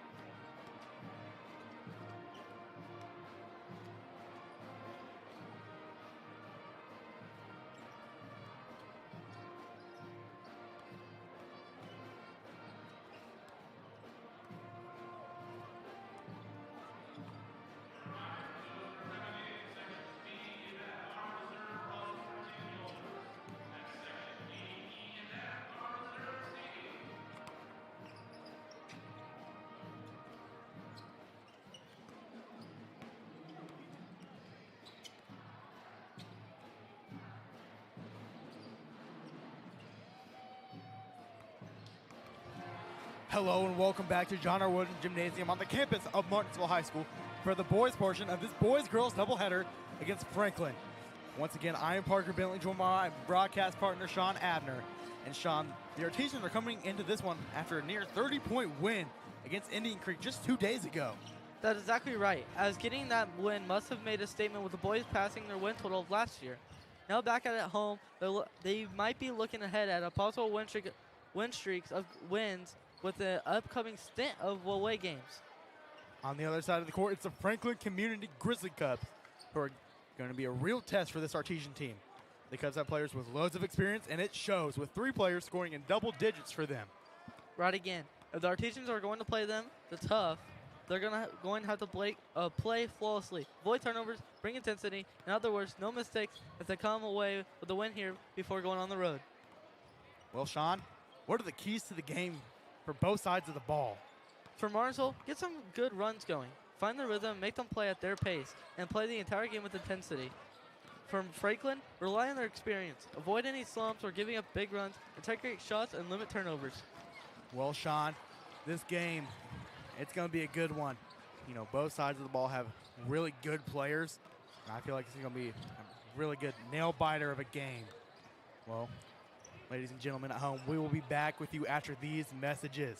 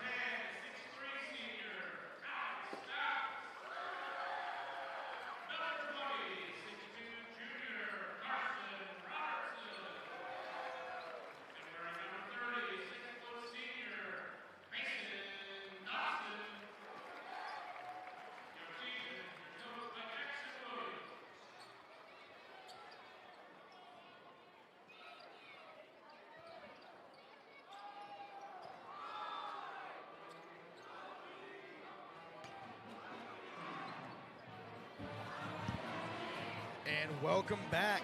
We got the boys game now coming up. Let's hope this is a nail biter like the other game. That's exactly right, Sean.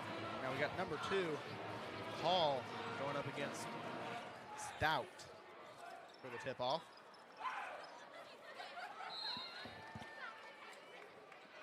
Stout wins it, gets it to Stroud, gets it to number 20, Robertson. Robertson to Stroud. Stroud with it now. Stroud looking, gets it to Gardner. Gets it back to Robertson. To Stout. Stout mid-range jumper, no good. Rebound by number 12, Thomas. It's a good try there. You know, you always want to hit your shots, but it's all right. Now we see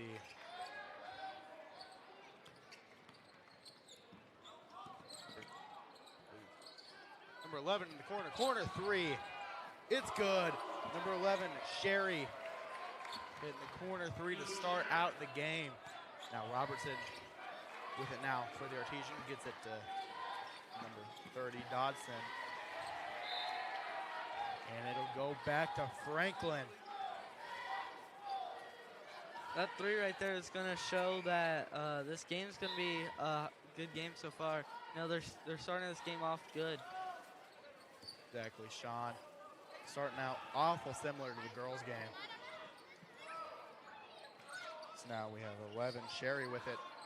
Gets it to 13, Wirtz.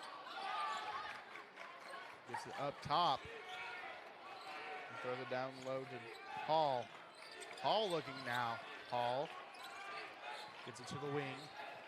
To number 3, Dotteridge. Dotteridge driving. Dotteridge gets it to number 13, who takes the little floater and gets it. Wirtz now with it. Dodson to bring it up. Back to Robertson. To Gardner.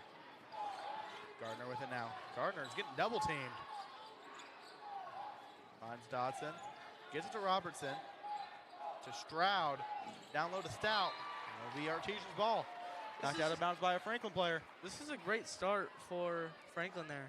You know, they're not letting Martinsville do much with this ball, and it's a great defense here. I hope that this game's going to stay defensively. Way to be aggressive by Franklin. Now we see Stout with it to Robertson. Robertson driving in. Robertson taking it and hitting it. Robertson, his first points on the game. That's what Martinsville's going to need. You know, points matter in games. Dotteridge with it now. Trouble. Gets it to number 12, Thomas. Thomas down low to number 2, Hall, who hits it. Garner inbounds it to Robertson. Now to Dodson. Dodson down the baseline to Robertson. Robertson finds Stroud in the corner. Stroud driving in. Stroud to Stout. Stout loses it. Just great defense by Franklin so far, not letting Artesians do much, but I think this is going to be a really good game. Thomas 3. Bang! Gets it. And timeout, Artesians. So we're seeing Franklin go on a 10-2 run to start out this game. And if you're head coach for the Artesians, Jackson Williams, what are you telling your guys to make sure they stay involved in the game, stay ready? You know, you got to tell them to be more smart and aggressive. They aren't allowing Artesians to do much with the ball. They keep pressuring him, keep pressuring the players, and they're not letting him do much. Great defense, but I think they just got to battle through it and tell them to be smart and shoot your shot that you're comfortable with. You know, Jackson Williams, this is his first year here. He's 4-7 so far. Coming from Greenwood Christian, where he went 64-39, so that's a pretty impressive record. Dodson now to inbound. Gets to Robertson. Robertson back to Dodson. Dodson with it now. To Stout. Back to Robertson. To Gardner. Corner 3. No good off the back iron. Rebound. Fought for but lost. Franklin has it now. Hall bringing it up. I apologize. Hall with the layup. Gets it. Assist goes to Dotteridge. 4 points in the night for Johnson. Gardner driving in. Gardner loses it, and it's going to go out of bounds. Franklin's ball. And now we see number 22, Landon Casey, coming in. Landon Casey, we saw him have an amazing football season this year for our football team. He had a great year for football. Let's see what we can do in basketball. He's a 6'2" senior. It's not right. He's a 6'2" junior. He's a great rebounder. He's athletic and just needs to hustle a little bit more. And he'll be a really good basketball player. Now we got Hall with it. Hall looking. Hall gets it. I believe Wirtz. Or my apologies, Thomas. Robertson gets a steal. Robertson driving in. Robertson layup.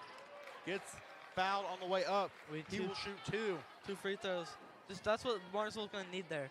Now you got to, it's a high-paced game. It's it's going to be a close game no matter what. Defense, obviously you said early in the women's game, defense wins championships. And you got to, and Martinsville defense just got a great stop there, and now they're going to be shooting free throws. Exactly. Robertson at the line taking 1 or 2. Hits the first. He's got all 3 points for the Artesians this far. Men's games are always going to be more aggressive. They're going to be a lot more defensively. They're not, and also they're a lot high scoring. They're no longer be like 50-point games. They're going to be definitely more scoring. Hits the second. He now has 4. We see Dodderidge bringing it up. Dodderidge. We got Robertson guarding. To Thomas. We got Stroud on him. Thomas. Layup gets blocked by Gardner. That was a great move by him, and he just couldn't execute there. Robertson gets pickpocketed, loses it. And this will be wide open layup for 12, which Dodderidge. Thomas, my apologies. Thomas getting the layup. No. We got Dodson with it. Dodson in trouble. Loses it. Thomas gets it to number 12. Thomas is having a great little run right there. He had a huge stop defensively, and then had also a layup, and also then just had an assist right there. You know, 16-4. Not the start the Artesians wanted, right? We talked about it in our keys to the game. They wanted to play aggressively. They've not been doing that so far on offense, which, you know, there's still time to turn it around. Yeah. Right. We're 5 minutes into this game, so there's still plenty of time to turn it around. But you want to start that turnaround early. That way you're not trailing by like 20 plus in the fourth quarter. You're not down. Exactly. You're not down big going into that fourth quarter, or even going into the second half. You want to play smart. You want to be aggressive, but also don't take unnecessary shots. You want to keep it an even game all throughout. And we mentioned that going into the game, it was going to be a tough game for the Artesians. You know, but because this is a very impressive Franklin team, but let's see what Martinsville can do, and hopefully maybe they can even pull off a win here.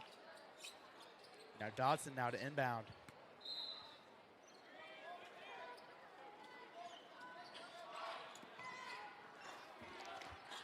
Gardner to Dodson. Dodson. Back to Gardner. Gardner driving in. Layup. No good. And it's rebounded by Franklin. Franklin.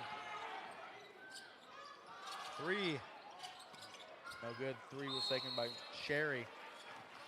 And I believe there's a foul on it.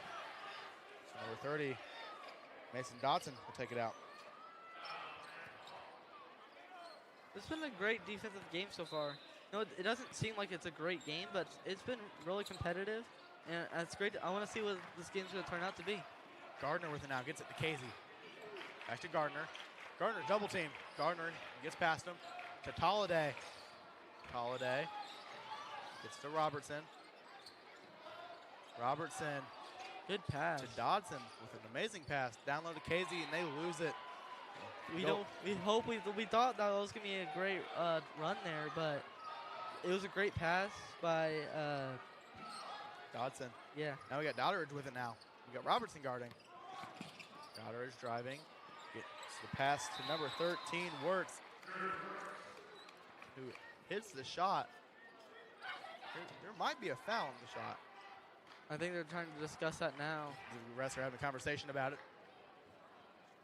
Talking to each other about what they saw in the play. So far, what do you think your thoughts on this game is?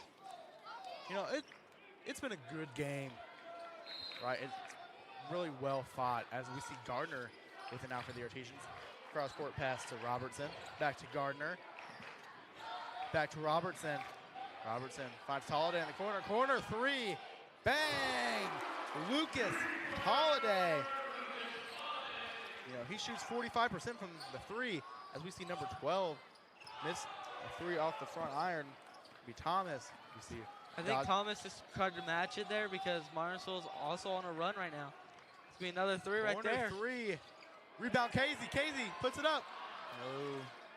Couldn't capitalize on the offensive rebound. Thomas bringing it up. Thomas. The open layup there. Sherry with a wide open layup. And we got Robertson with it now. Robertson to Gardner. Gardner looking down the court. Gardner to Robertson. Robertson looking. Gets it to Dodson. Dodson to Casey. To Gardner for three. No good. Jump ball. Wow. Go in the way of the Grizzly Cubs. I was about to say, because I thought Thomas just straight up took that, was going to take it down the court, but they're going to call a little break there, which I personally don't agree with. I thought Thomas could. Did you just let him play? As now we have number 12, I believe, Thomas bringing it up for the Grizzly Cubs. Thomas with 5 points on the night. Hall in the corner. Good Number job 0, Barnes. No good. Good try by 0 there, Barnes. It'll be tipped off number 3, Dodderidge. So now we see Stout to inbound for the Artesians. Stout gets it to Robertson. Robertson looking. Robertson on the volleyball line. Gets it to Dodson.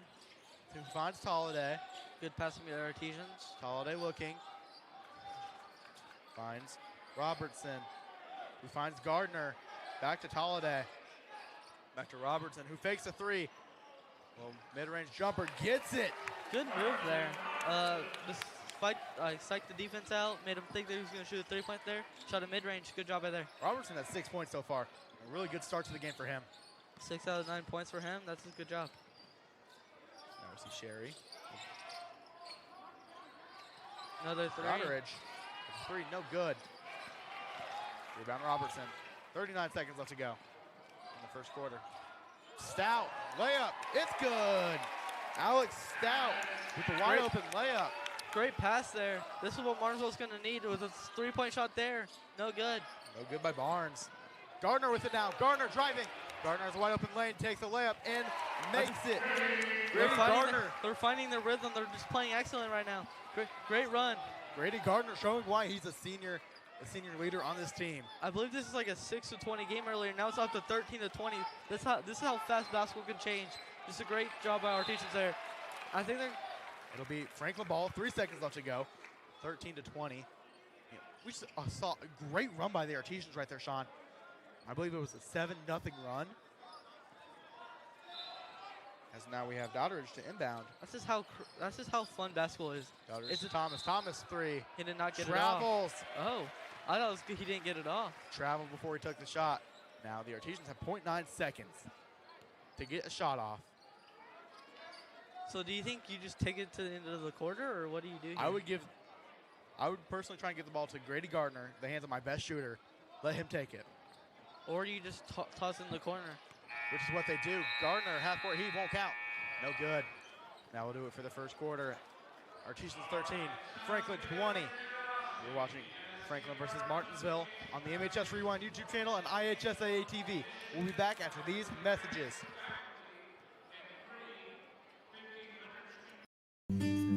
At Home Bank, we value our communities.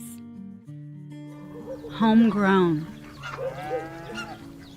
Home style. Home team. Home for the holidays. Your new home. Because at the end of the day, this is your bank. And when a bank really understands your needs, you feel at home.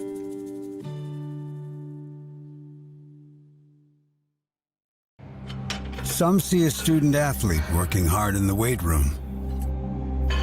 We see a future leader learning there are no shortcuts to success. Some see a start to a swim meet.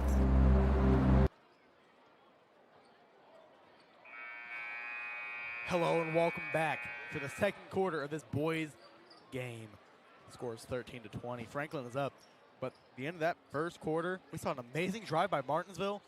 I believe it was a 7-0 drive, which is really what they wanted to do. They wanted to play this game at their tempo, and they're doing that right now. A Stout with it now for the Artesians. See if Martinsville can keep that run. That was an insane run there. That's how fast basketball can change. It was a 6-20 game. Seemed like Franklin's just going to take it, and that's going to be a turnover there. Good defense by Tolliday. It seemed like a wide open layup, but it really wasn't. Good coverage there.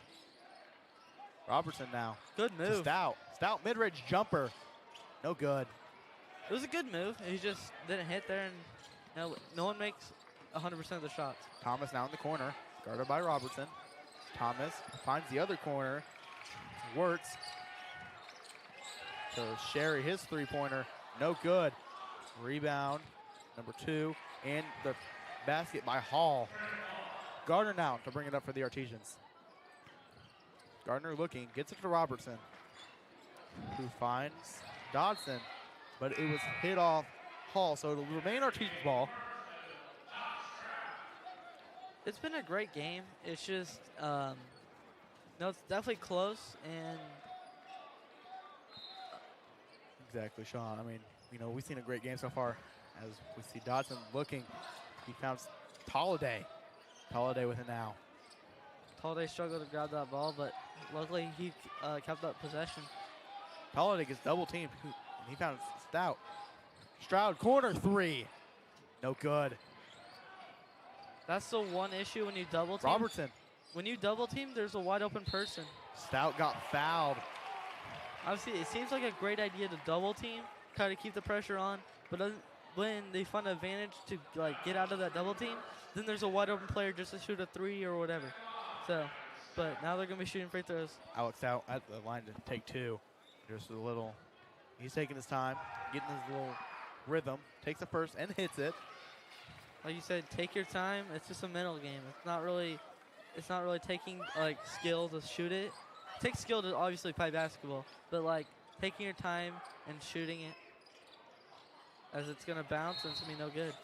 They call it out of bounds. Oh wait, no. I believe it'll be a lane violation. Maybe a hold. I think they're gonna call it a line violation. No, it'll be a hold. So now we got Dodson now to inbound. Dodson gets Stout. Stout is double teamed. Good recovery there by Dodson.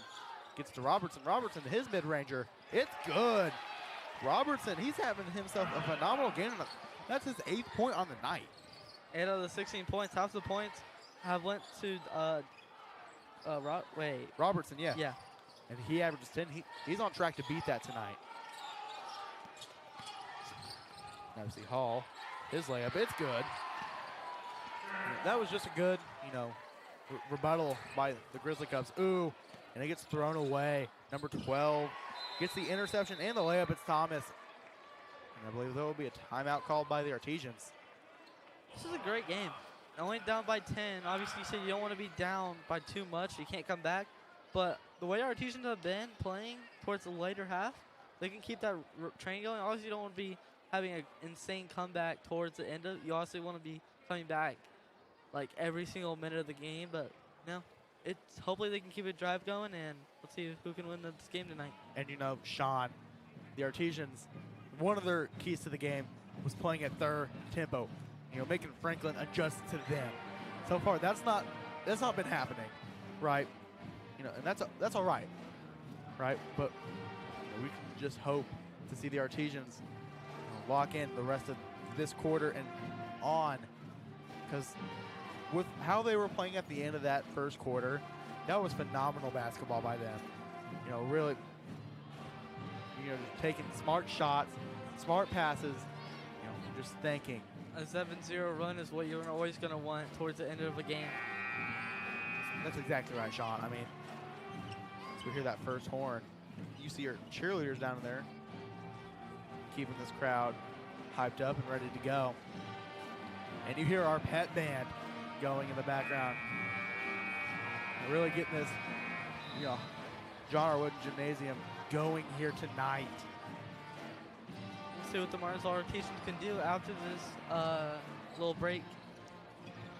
Had a chance to talk it over with their head coach, Jackson Williams. He probably just told his team to play at their tempo that they have set. As now Dodson gets to Gardner. Gardner looking, gets to Robertson. Robertson finds Stout. Back to Robertson, to Stroud. To Gardner. Gardner with it now. Grady Gardner gets double teamed. That's why I've done on double teams. Dodson, corner. Gets it to Stroud. Stroud with it now. Back to Dodson. Finds Robertson. Takes it 3 deep. Misses it off the back iron. Gets his own rebound. Finds Stout for the layup. And gets it. Alex Stout. Just good job by Stout there. Just finding, being there for his team, and scoring there. That's exactly right, Sean. As now we have Dodderidge bringing it up for the Grizzlies. Cubs. Get it to the corner. Now down low for Hall, who gets blocked by Stout. Stout hits it out of bounds. So now the Grizzly Cubs will have to pass it in. Passing it will be Dodderidge. Guarded by Stroud. Layup taken. Ooh, and they're going to give him an and works, one. And it'll be an and one.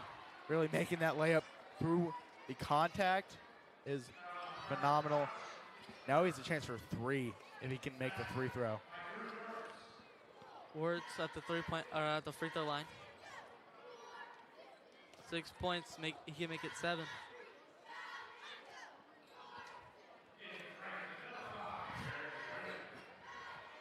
Franklin's making the sub. Number 5's now in.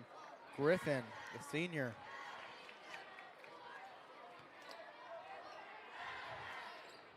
Misses it, couldn't capitalize on the 3-point play. Stout grabbing that rebound.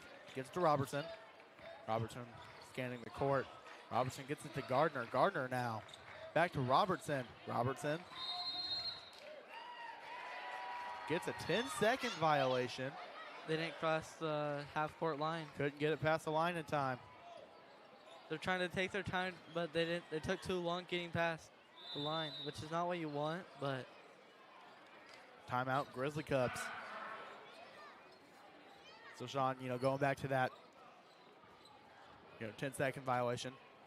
That was just a really good defensive job by Franklin, not giving, Grady Gardner or Robertson a chance to find an open man down court. Just really, using their hands, making themselves tall. Make them have to throw higher passes, which ended up being too high, which ended up not going as far, which ended up not being intended to. They're ended up going right to the defense, which they're trying to be smart and aggressive, but it's just not working for them. Now, just under 5 minutes, 10-point deficit for the Artesians. The Artesians just hoping to get another run going like they had to end. Because that will have so much momentum going into half, because then they can open up the third quarter and hopefully maybe even getting a lead. That's exactly right, Sean. Now we got number 13, Wirtz, inbounding. He inbounds it to Thomas. Thomas now with it. Gets it to Dodderidge. Dodderidge looking. Dodderidge. I think they're called a moving screen. I definitely saw the movement there. He was just trying to move. He didn't get his feet set, and it was a moving screen. Couldn't quite get his feet set on that one. Now Gardner with it. Gets it to Robertson. Robertson finds Stout. Finds Dodson. Dodson now with it. Gets it to Gardner. Gardner with it now. Gardner looking. Gardner to Stout. Stout takes one dribble, pull up, and it's good. Alex Stout puts him at 5 in the quarter. This game is far from over. It's definitely not one person's going to 100% win this game, but we see the 3 by Sherry, no good. Rebound Robertson. Robertson with it now, driving in. Robertson out to Stroud. Stroud taking the 3, gets it to Stout. Stout, his layup, it's good. Alex Stout. Here comes Martinsville doing their trying to make this game close, because right now it's competitive, and this is a 28-22. I believe that'll be a foul on number 3. I think the most important thing in basketball is just finding your teammates. You gotta know, you gotta trust them. You gotta know where they're at all times because one wrong error and it's gonna be a turnover. The foul was on number 3, Ty Stroud. That was number 3. Dodderidge with it now. Dodderidge looking. Dodderidge driving in. Dodderidge in the paint. Finds number 13. Works. Gets the layup. Robertson with it now. Gets it to Stroud. Robertson. Stroud back to Robertson. To Stout. Stout to Robertson. Finds Gardner. Gardner. Looking. Gardner. Dribbling around to Robertson. To Casey. Casey, his layup is good. Landon Casey, his first points on the night. Martinsville is on the run right now. They were like they were down like 28 or 30. Or no, they were down 28 to 18, and now it's 30 to 24. That's how basketball works, and honestly, it's a fun sport.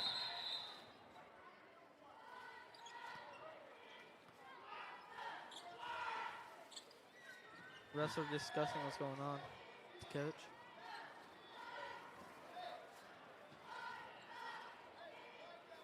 I believe Martinsville just got a bench warning, if I'm not mistaken.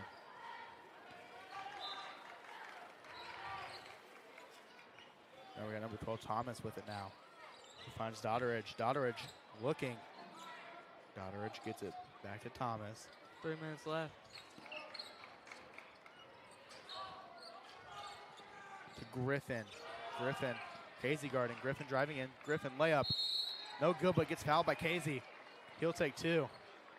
Like, basketball is a fun sport, but it's also more mental game. It's more, you don't want to be a ball hog. You also want to pass the open teammates. Just be a team player and win basketball games. Exactly right, Sean. And, you know, for free throws, really just taking your time, catching your breath. Most free throw shooters have a routine. You know, whether it's you take 2 dribbles and spin the ball in your hand and then take it. It's a rhythm. You got to find it, and as soon as you find your rhythm, it's going to be a great thing for you. They find their little rhythm. 7-point deficit now for the Artesians. The free throws can also be a mental game. If you keep thinking about something you did wrong, it's going to get in your head, and you're going to end up missing a free throw. But free throws are instant. And right there, they miss a free throw, but the Franklin will get the ball back. It's a good move by Franklin. You know, Thomas now with it. But now if they score, they can even get more points than just 1. Hall with it now. Hall driving in. Gets it to Barnes. Barnes takes a shot. Misses, but offensive rebound goes to Hall. Gardner with it now. Gardner with it. I think Casey got a steal there. I believe so. Gardner driving in. Gardner gets triple teamed. His foot stepped out. He stepped out of bounds. It was a good move by Robertson. You know, really putting his body on the line, you know, falling on the ground, but forces the turnover. That's a great move by him. That entire time I was watching his feet to make sure he didn't step out, and I saw it, and I was like, they better call that. Yeah. Robertson with it now. Robertson. Ooh, turns it over. He tried to get fancy with that pass, and it ended up just not working. Mechanics are very crucial in basketball. Wirtz, corner 3. Bang! Wirtz getting it. Stout now to inbound. Gets it to Gardner. 11 points for Stout. Or not Stout, 13 Wirtz. Robertson with it now. Robertson. Screen by Gardner. Robertson, mid-range jumper. Jumper. No good. Rebound goes to the Grizzly Cubs. Bring it up, we have, I believe, number 12, Thomas. Number 5, Griffin. Tries to get it over Stout. Robertson gets the rebound. Just a little miscommunication between Stout and Casey. They're trying to fight for that rebound, and you don't want that. Stout, gets blocked by Griffin. Now we got Hall with it. Hall. Good pass there. Number 12 taking it off the front rim by Thomas. Robertson now bringing it up for the Artesians. Robertson to Gardner. Gardner to Stroud. Stroud to Stout. Stout at the top of the key gets it to Robertson. Double team. Gets double team. We've seen that double team a lot by Franklin. I believe it will be a blocking foul on Franklin. That double team seemed great, but also can lead. It's like I said earlier, it can lead to crucial moments where they're just leaving a person wide open, and they can't really guard it. Works picked up that foul.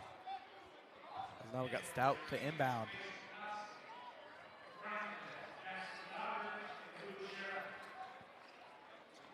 Dodson coming into the game. Which Works averages around 1 foul per game, which is great, but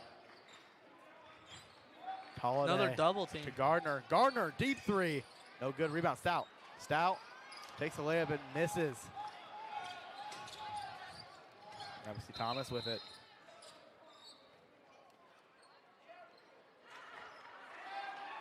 Not sure what the call was. I believe it was on Alex Stout. To remain Franklin's ball. I believe it was on Alex Stout. Now we see number 12, Thomas. Dodderidge with it now. Dodderidge. Clock takes below 20 seconds. We got Sherry back to Dodderidge. Dodderidge driving. Dodderidge loses it for a second. I believe it.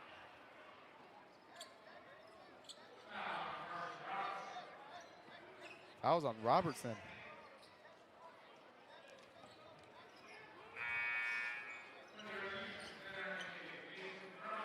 Mason Brummett, number 4, comes in.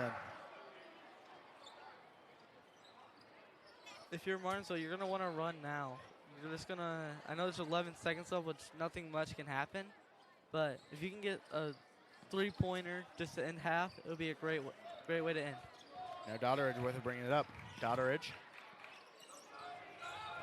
To Hall, who gets it to number 12, Thomas, who takes a shot, misses it. And it's on the half-court shot, misses. So that will do it for the first half. Artesians 24, Franklin 34, 10-point deficit. We'll be back with you after these messages. You're watching Franklin versus Martinsville on the MHS Rewind YouTube channel and IHSAA TV.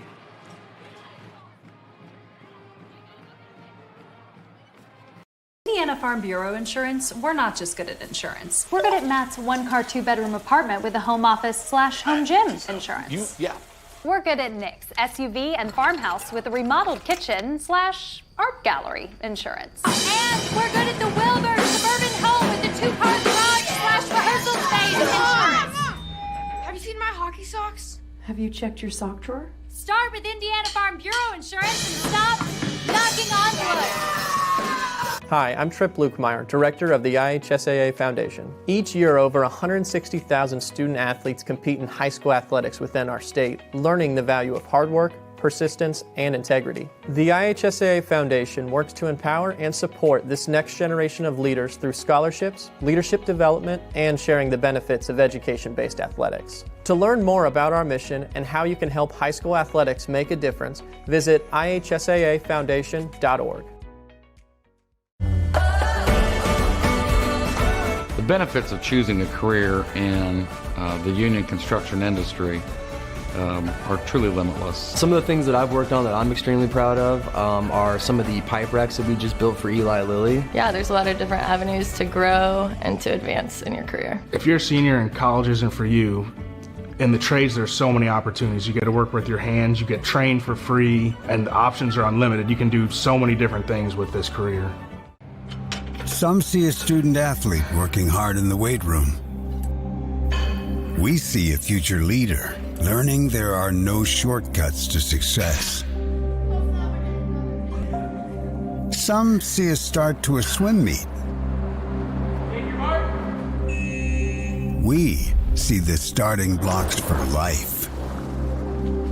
Proud to keep education in front of athletics since 1903. Hello, I'm Brian Avery, Director of Champions Together for the Indiana High School Athletics Association. Champions Together is a program that partners the IHSAA and Special Olympics Indiana. It is designed to provide opportunities for students with and without intellectual disabilities to participate together on fields of play and in other activities throughout the year. Unified sports, an important part of Champions Together, allows students who might not otherwise have the opportunity a chance to represent their school in interscholastic sport and compete for an IHSAA state championship. Unified sports currently exist in roughly 1/3 of IHSAA member schools, and that number is growing. For over 10 years, Champions Together and Unified Sports have helped promote relationships between students with and without intellectual disabilities, increase graduation rates and school attendance, and improve the culture within our schools. To learn more about what is happening in the inclusion revolution, visit ihsaa.com.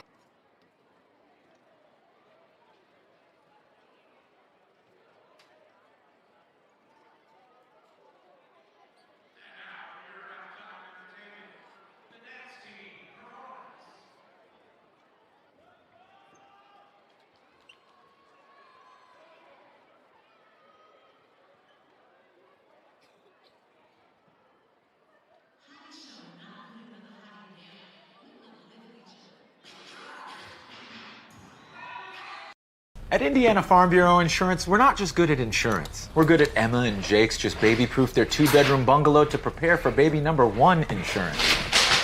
We're good at Madeline and Chance's just gave in and became minivan people to make room for baby number 2 insurance. And we're good at Gabby and Nate's just moved to a house with a bigger backyard to welcome fur baby number 3 insurance.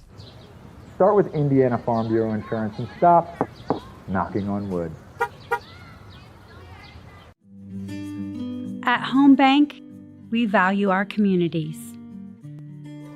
Homegrown. Home style. Home team. Home for the holidays.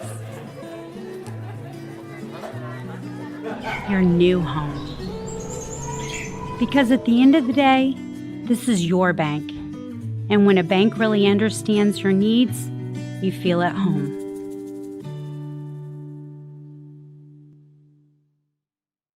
Holman, he'll fire his 3.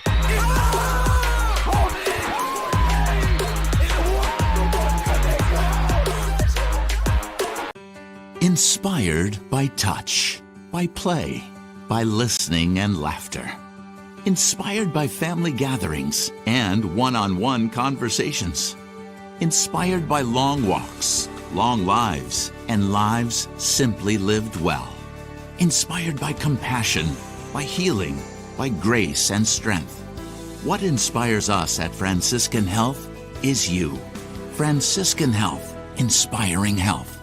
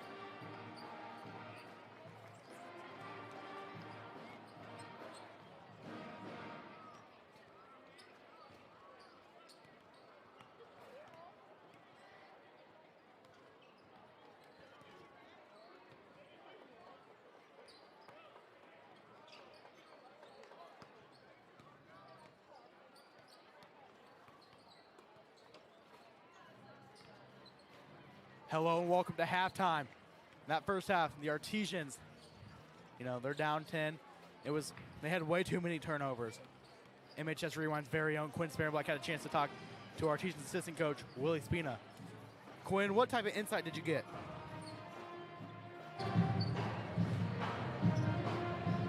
Thank you, Parker. As Coach William Spina told me earlier, they're playing a trap zone defense with a lot of high pressure and forcing a lot of turnovers. The Artesians committing over 10 in the first half. And Coach says they really got to tighten that up. They're going to shift around the players a few bits. Maybe you could put some big men down low, bring them out to the perimeter. Who knows? The sky's up for the second half. Back to you, Parker. Thanks for that insight, Quinn. As halftime is winding down here, we are getting ready for the third quarter. Hopefully the Artesians see less turnovers and more aggressiveness on defense. We'll be back with you very, very shortly.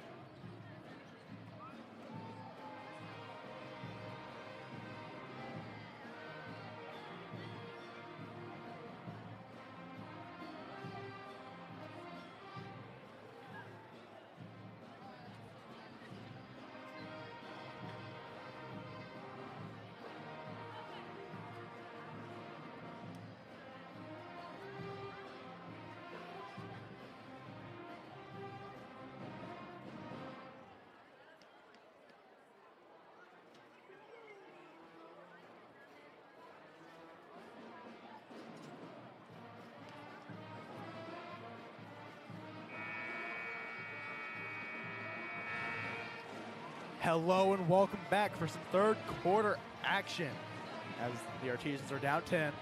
We heard at halftime what head coach Williams wants the Artesians to see from the Artesians in the second half. Now, Grady Gardner for the Artesians, he's 10 points away from being second in school, being second in points in the school record. So there's a little something to keep an eye on. He's 10 away. That's an incredible record. School history, only second it's only 10 points away, second all time. That's crazy. Congratulations to Grady Gardner there. So I would assume that would place him third all time in school history. He is currently third. He's going for second. As now we see number 12. Does that include playoffs? Thomas to inbound. I am unsure of that, Sean. Doddridge with it now. Gets it to Wirtz. Wirtz to Thomas. Thomas driving in, gets his layup up. No good. Stroud with it now. Stroud driving down. Stroud stopping. Stroud looking. Stroud. Stroud gets it to Dodson. Back to Robertson. To Stroud. Screen by Gardner. Back to Dodson. Dodson with it now. Dodson looking, gets it to Gardner. Gardner, top of the key. Gardner gets it to Robertson. Gets it to Stroud. Gardner with it now. Gets it to Stout. Stout, his layup. No good. We got Hall bringing it up for the Grizzly Cubs. And it's picked off by Robertson. Robertson getting the steal. That's just good defense there. Oh, and he's going to steal it right back. Easy layup. Good steal and to make the layup by Thomas. Robertson with it now. 9 points for Thomas. Gets it to Dodson. Dodson looking. Dodson gets it to Stout. Gets it to Robertson. To Stroud in the corner. Stroud looking. Stroud gets it to Robertson. Robertson with it now. Looking. Robertson gets it to Dodson. Dodson with it now. Dodson to Robertson, who throws it straight to Hall. See Doddridge bringing it up. And it'll be thrown out of bounds, but must have been tipped by Robertson because it'll remain a Franklin ball. 2 minutes in. Seen 2 points scored. Went to the Grizzly Cubs. No, this is definitely a high, not high-scoring game, but definitely it's going to be high-scoring probably by towards the end of it. The defense is going to be more worn out. Hall, after the miss, gets his own rebound, puts it right back up for the layup. But definitely defensive game so far. Dotson with it now. Dotson. I believe will get fouled by Thomas. The scoring for the Cubs are very, very even, with Hall having 10, Thomas having 9, and then Wirtz with 11. So definitely more evened out. And then there's some few with like 5 and 1. We see Tolliday come in for Gardner. Robertson with it now. Dotteridge tips it out of bounds. So we'll see the Artesians pass it in. I believe it'll be Tolliday to pass it in. Tolliday getting ready. Tolliday to inbound. Tolliday looking. Tolliday searching. Gets it to Stroud. Stroud with it now. Stroud gets it to Robertson. Robertson has Dotteridge on him. To Stroud in the corner. Stroud.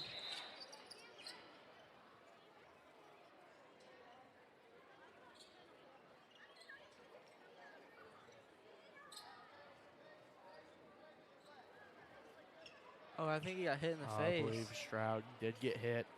We will see Gardner check in. They're icing him up right now, but hopefully he can come back in this game.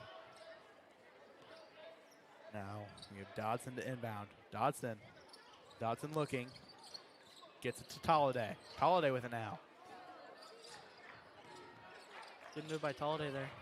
Tolliday, the 6'1" sophomore. Tolliday gets Stout. Tolliday. Stout to Gardner. Gardner gets it to Robertson. Back to Robertson to Gardner. Gardner with it now. Gardner tries to find Tolliday, but Dotteridge gets in the way, tips it. It'll be Artesian's ball still. 5 minutes left to go in the third quarter. I think Artesians have been scoreless so far this quarter. That's right, Sean. So just really good defense by Franklin. They don't want to let them have that, they've, Tolliday finds Robertson. Robertson breaks the cold streak. Robertson. Let's see if this could turn into a run here. Robertson has 12. They can play at their place. Wide open 3. 10, my apologies. Fight for the rebound. It'll go in the way of the Artesians after it is hit out of bounds. You can see that the Artesians want the ball. Also, Franklin wants the ball. This is going to be a tough defensive game. Everyone's going to be trying to get that ball because everyone wants it. That's how basketball's played. Wirtz is the one that hit it out of bounds. Now Gardner with it now. Gives it to Robertson. To Tolliday on the wing. Down low to Dodson. To Stout. Oh, I believe Stout will get 2 on a shooting foul. Well, I thought that may have been a charging foul because he's leaned right into him and his feet were set. So that's what the refs called it. Or it might not have been a shooting foul. My apologies, it was a blocking foul. Or no, I take that back. It's a shooting foul. He's shooting 2 free throws. You can see the refs were checking out that court, making sure it wasn't like more of him slipping and it wasn't a blocking foul. But they're calling it a shooting foul. Stout, his first one. Off the back iron, no good. What's his free throw percentage? Well, according to this, it's 100%. Well, clearly that's no longer 100%. Stout, his second. Misses it. Or maybe he's never shot free throws. And Dotteridge with it now. Dotteridge crossing half court for the Grizzly Cubs. Dotteridge. Dotteridge, good cut. And the layup. Gardner to Robertson. Robertson to Dodson. Back to Gardner. Gardner driving in. Layup. No good. Robertson gets the offensive rebound and the bucket. You know Grady Gardner wants that those points because he wants that history. But, you don't want to also be the reason your team loses.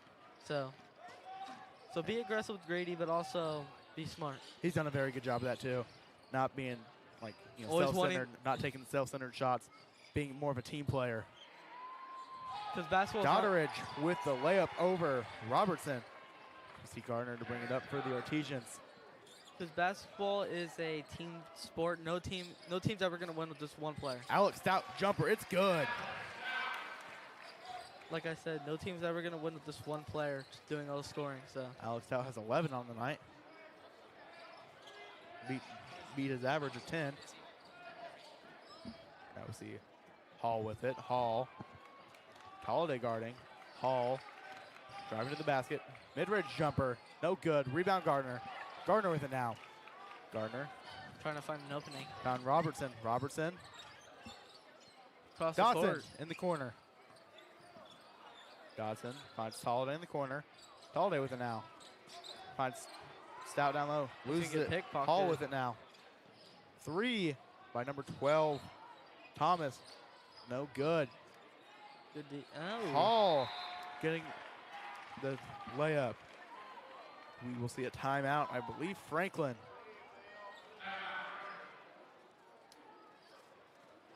This has been a good game. Sean, it's a 14-point deficit for the Artesians. If you're Jackson Williams, what are you telling your guys to keep their head in the games? So obviously to keep their head in the game. This game's far from over. There's still another quarter to play with 2:46 left. They also had a thing in back-to-back quarters where they just had an absolute run, having like no points allowed, and then they used like probably all their energy from that, and then had no momentum going into other quarters. So I think this game be more smart and also be aggressive. That's exactly right, Sean. I mean, they're having a good year as a team, right? 8-7, 2-2 in conference. 4A. Yeah, Grizzly Cubs, they're having a phenomenal year. Artesians, adjusting to the new coach in Williams. Having a new coach doesn't necessarily mean that it's over for a team, but you got to get used to the coach, and then.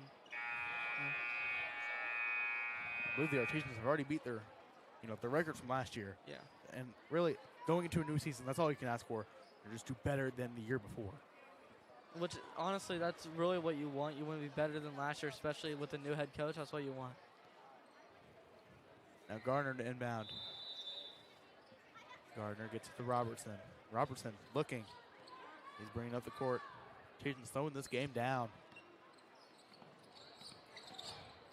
Dodson with it now. Down to Stroud. Alex out. Corner. Pump fake to Gardner. Gardner, his three-pointer. Bang! Grady Gardner is now 7 points away from second all-time in Martinsville history. This is a great three by Gardner there, and also that's going to give Martinsville momentum there. That was a deep three. Gardner has taken a step back in scoring this year as we see a three and a make by Thomas. Thomas has... The Grizzly Cubs are retaliating with a three of their own, demonstrating why they are 8-4. Thomas will now have 12 points, which, based off my stats, I've been scoring 12, 12, and 11. That's pretty impressive.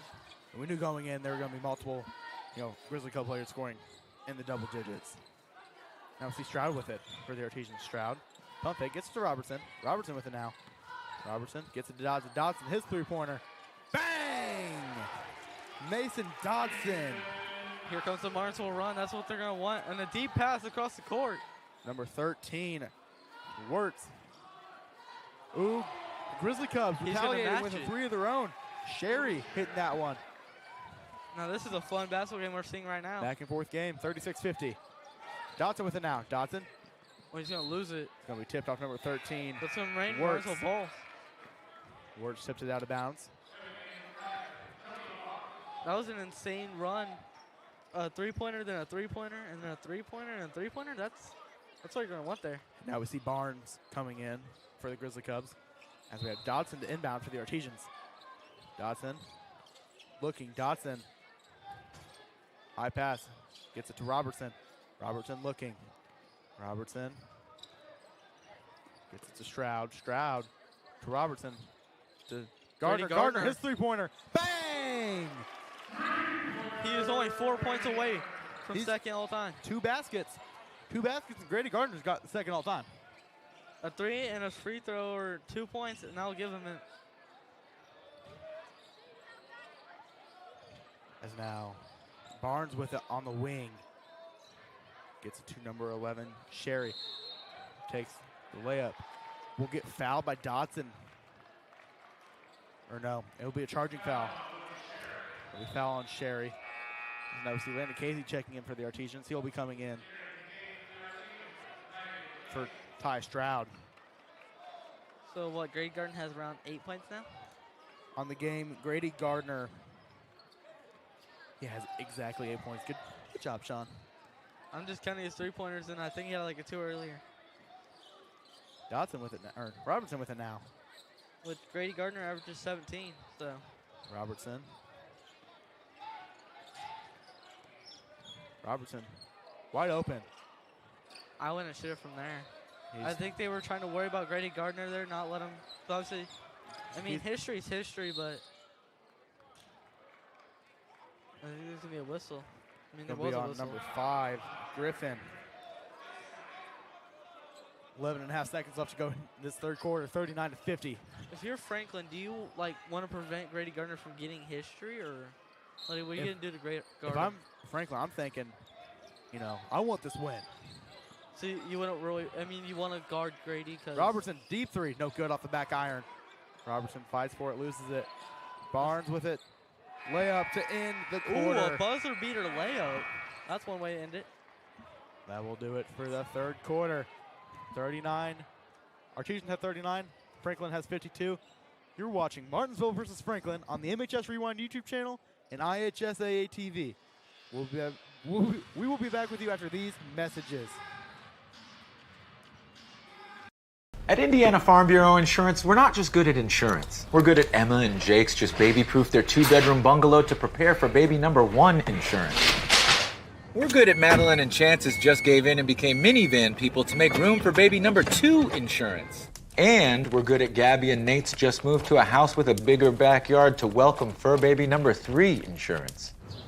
Start with Indiana Farm Bureau Insurance and stop knocking on wood. At Home Bank, we value our communities. Homegrown. Home style. Home team. Home for the holidays. Your new home. Because at the end of the day, this is your bank. And when a bank really understands your needs, you feel at home.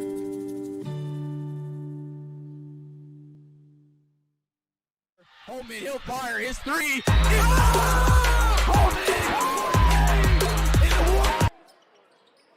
Hello and welcome back. We see Griffin, layup, it's good. Griffin starting the quarter exactly how Franklin wants him to. Grady Gardner, he's 4 points away from second all-time in Martinsville history for points. Oh, but it's thrown away. Thomas gets it now. Layup by Dotteridge, he gets it. Robertson with it now. Robertson looking, gets it to Gardner. Gardner still in the backcourt. Back to Robertson, across the half court. To Alex Dow down low. I believe that was by Landon Casey got that basket. It was almost a nice move by the defense there, almost trying to get that block there, and it ended up not being a block and just bounced it off the rim. Barnes now with it, gets it to Griffin in the corner. Corner 3, no good. Dotson with it now. Dotson gets it to Gardner. Gardner looking for history. Driving in. Travel. Travel on Grady. Grady Gardner picks up the travel. I know Grady wants it. He's trying to do everything he can to get that history. Ty Stroud coming in for Alex Stout. Now we see Dotteridge bringing it up for Franklin. Stroud guarding. Mid-range jumper by Dotteridge. It's good. If you're Coach Williams, do you leave Grady Gardner in? I know he's one of your best players, but do you just leave him in even though he may get tired eventually? With this deficit, I would leave him in. Mid-range jumper, no good. Rebound, Casey. Casey layup, it's good. Landon Casey. Artesians are starting to go on one of those little drives we've seen all game. But also, if Martinsville get a lead here without Grady Gardner in, then you can put him in, and then he's also fully warmed up. So, the interesting choice by Coach. Barnes, layup, it's good. Gardner to Robertson. Robertson with it now. Surprisingly, so coming into this game from our stats that we collected, Barnes is averaging 14 points per game and only has 4 tonight. As we see Thomas take a wide open layup. And we have a timeout. I believe Artesians. Yeah, timeout Artesians. So, Sean, going back to your point, if I was Coach Williams keeping Gardner in, I 100% would. You know, Gardner, he's my leading scorer. He's the guy I can count on, you know, to get a wide open 3 basket and make it. That's why I would keep him in, Sean. Yeah, 17 points per game, 5 rebounds, 1.6 assists, and about a steal per game. Pretty good stats. I would definitely rely on him and keep him in. Yeah, you know, I would really keep in the guys that Williams had in this entire game. You know, Dotson. So if you're coach, you put in your best offensive guys or you put your best defensive guys in? I would personally put my best two-way guys, the guys that I know can be aggressive on defense and score me some baskets. So you want to score at a high level but also play really good on defense. That's exactly right, Sean. That's my goal. That would be my goal every single possession. Obviously, not every single person's perfect. They're also, like, one could be better at defense, one's better at offense. But let's see what Coach Williams puts on the court. I have a feeling he's going to keep his same little squad out there. As we see, they're coming out. That's going to be the same lineup for them. You know, and these are all, very good two-way guys. We've seen them, thrive on defense this game, and I mean, they put up 43 points. There's only 6 minutes left in this quarter, but definitely still winnable because men's basketball is way different than women's. Stroud with it now. Stroud looking. Gets it to Dotson in the corner. Dotson looking. Dotson has Barnes on him. Dotson gets it to Gardner. Gardner gets it to Robertson. Or I believe he gets it to Stroud. I'm going to blow a whistle. The refs are going to talk about it with each other. Try to figure out what to call.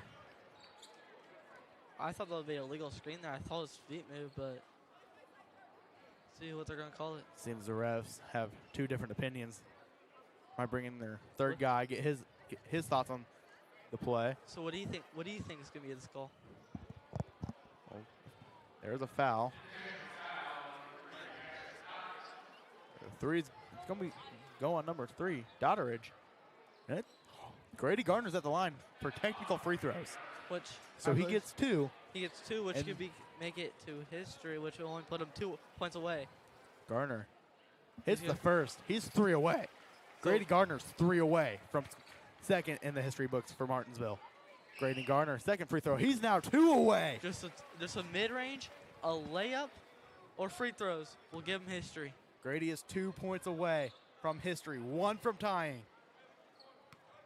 And Sean, going back to your previous point, I would keep him in. Now it's obviously more, just 2 points with 5 minutes left. I'm trusting Grady Gardner there. Alex Stout and one.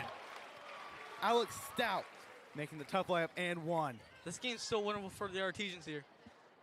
Especially with Grady Gardner. He's 2 points away from second in the school history books.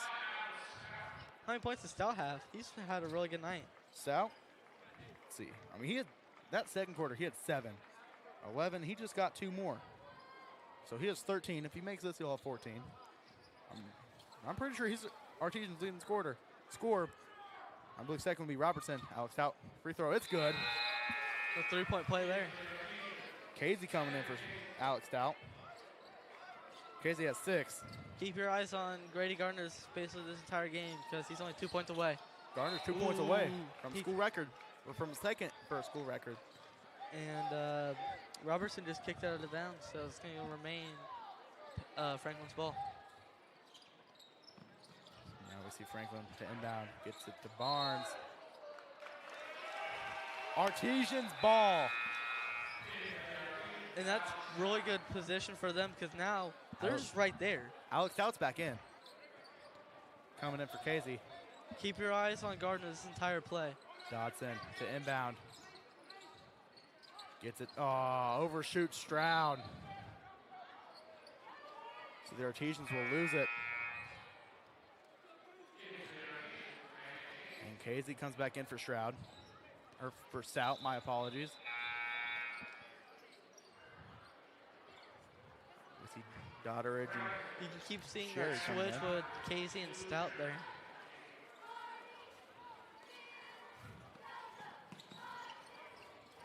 Grady Gardner tips it. I thought he had the interception there and was going to go for the second place. He was, just maybe an inch or two. Yeah, maybe if he had gloves on, maybe he would caught that one. 'Cause he does play football. He does. And we see a timeout. Sean, Grady Gardner got his 1,000th point for Martinsville last year.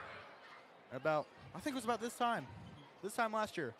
Now he's added 400 to that, so he's got, now he's 2 points away, so he is 1455. Which is just an insane career. 1,455 points. And that shows why he's going to play college in basketball. Going to play basketball in college. Which is only 5 minutes left, and he could probably add on to that record. He's got tonight and the rest of his season. Which that could also include playoffs, which he would get in his record. So it's almost guaranteed that he's going to get the record unless something happens. Gardner 2 points away, And this timeout, 48-62, Artesians are down. Jackson Williams probably just trying to keep his guys energized. If you're coach, would you just rather just take the loss? Obviously, you don't want to lose. But if obviously realistically you're not going to be able to get up there in time. But do you think you'll just take the record and be like, congrats to you, and just take the game away, or what? That's a harder question, Sean. Really, I would try and win. The loss is definitely tough because you've moved to 4-8. Yeah, but I'd say get it in the hands of Gardner. Let him do his thing. Lob pass now. Sherry, blocked by Casey. Gardner has it now. Gardner, he's 2 points away. Gardner, looking. Gardner for the record. No good. Gardner almost had that record right there. Gardner almost had it. Just barely missed. That would have been an insane run right there because a KZ block into a Great Near Gardner history shot would have been great there. Hall, deep three. It's good. Great shot there. Robertson with it. Gets it to Gardner. Gardner looking. Let's see what Gardner can do to here. Robertson. Robertson to Casey. Ball poked three by Dodderidge. Ooh, good pass. Good pass to Wirtz, who gets the layup. 48-67. Gardner with it now to Robertson. Ooh. Loses it. It's a wide open three. Corner three. No good. Dotson with it now. Dotson. Ty Stroud corner three. No good. Grady tried to go for the steal there. Thomas with it. Behind the back. Mid-range. It's good. Dodderidge getting that one. Gardner now to inbound. Just listen to some of these points. 15 by Hall. 10 by Dodderidge. 16 by Thomas. And 11 by Gardner Wirtz. driving in. Gardner! Oh, almost had it again.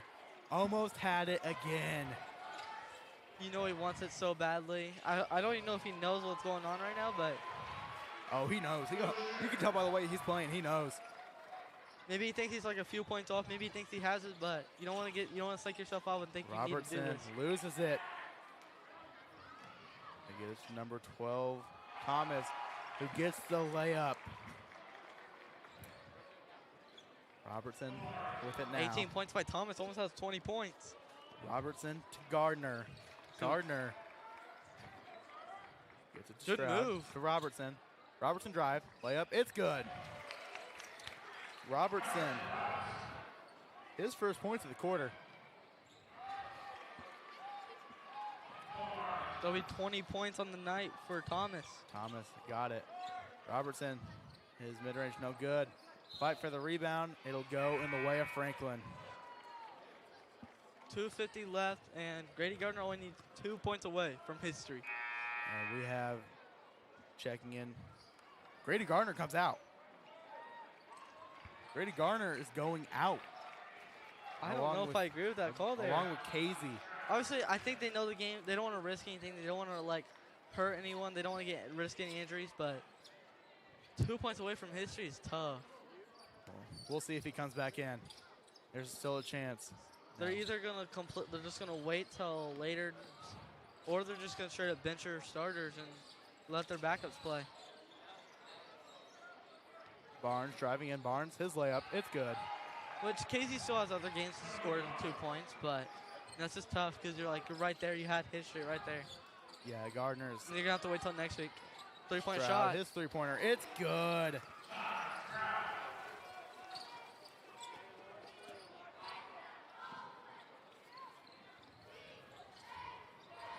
Gonna bounce off the rim. Robertson bringing it up. Robertson driving in. Layup. He gets fouled on the way up. So we'll see him take 2 from the free throw line.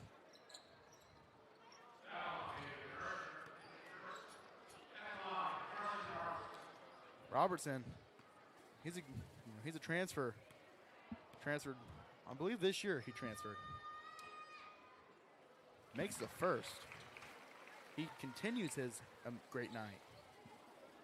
So down 21 or 23. 23, which is going to be 22, right? Nope. So it's going to remain 23. Barnes with it now. After getting the rebound, gets it to Griffin, So who kick off his loses foot. it.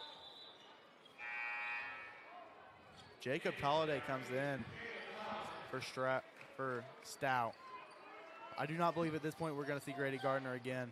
Which sucks to see because, man, he could have had the record right there and we could have been able to commentate for it, but I assume Grady Gardner will get it. There's more games. Robertson outside to Nelson. Gets it to Stroud. Stroud back to Nelson. To Robertson. With 150 left, basically, there's no way Grady Gardner's comes back in. Razor went up for it. The sophomore.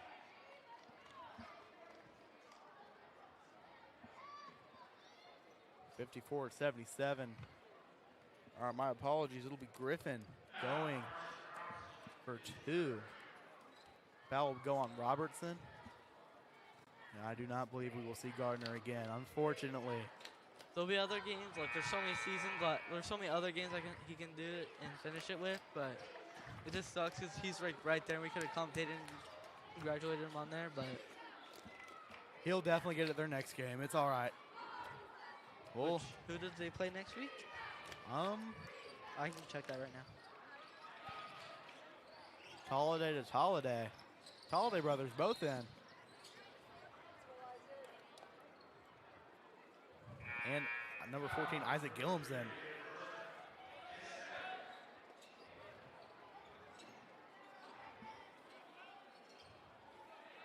Now we see Jacob Holliday passing it to Lucas Holliday. Gets it to Isaac Gillum. To Nelson. Nelson with it now. Looking. Nelson to Holliday.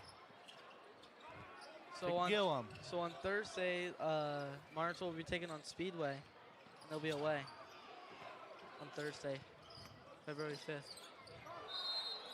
No. Ooh, it'll be a travel on Gillum. Unfortunately. So, I mean, they have 1, 2, 3. They have 7 games for just Grady Gardner to just get 2 before playoffs start. I mean, and Grady Gardner, he averages 17. 17.1. On Max Prep, it says he averages 18, but on our research, my sheet might not be updated. It's all right, though. It's fine. Still average around 17, 18 points per game. Which is really good. You see the 3 by Mercer. No good. Van Clee fighting for the rebound.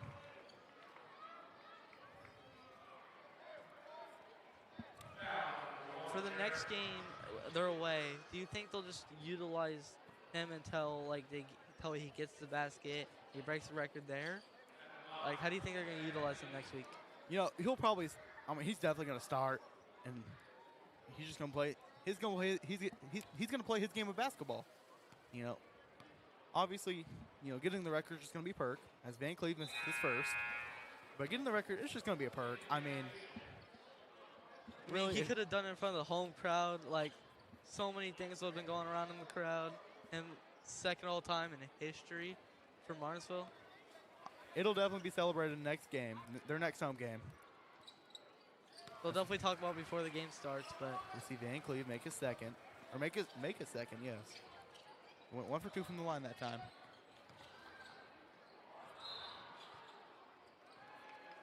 As we see a little bit of a Holiday to inbound.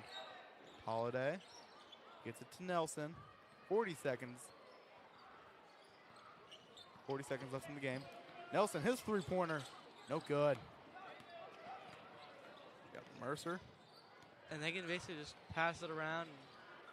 To Johnson. They're fighting around with the ball. That's not great chemistry right there, but Razor with it. And now it's just simply dribbling out the clock. 55-78. Which honestly, I know these are all backups because none of these got any meaningful playing time, but that's not what you want to do with not a lot of time left, just not having a bunch of chemistry. We'll see this team again and again, as that will do it for the game. You know, Artesians unfortunately fell short. But Sean, there are still a bunch of really good moments all throughout. You know, Grady Gardner out, although he fell short, he's 2 points away from second in school history. He will get that in their next game. Most definitely.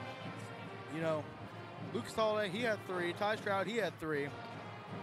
Grady Gardner, I believe he had 8. He had 10. So, you know, short of his usual average, but Mason Dotson, he had 3. Carson Robertson, though, he had himself a game. You know, the 6'3" junior. I mean, in that first quarter alone, he had 6 points. In the game, he had 15. I believe he was the leading scorer for the Artesians. You know, Lucas Holiday, the sophomore, he had 3. Alex Stout, he had himself a night, too. Like, he had 14 points. Casey, he had 6. It's a great job by our Artesians there. For my stuff, I was tracking. Hall had 15. Doordridge had 10. 20 points by Thomas, and Words had 11. So just great job.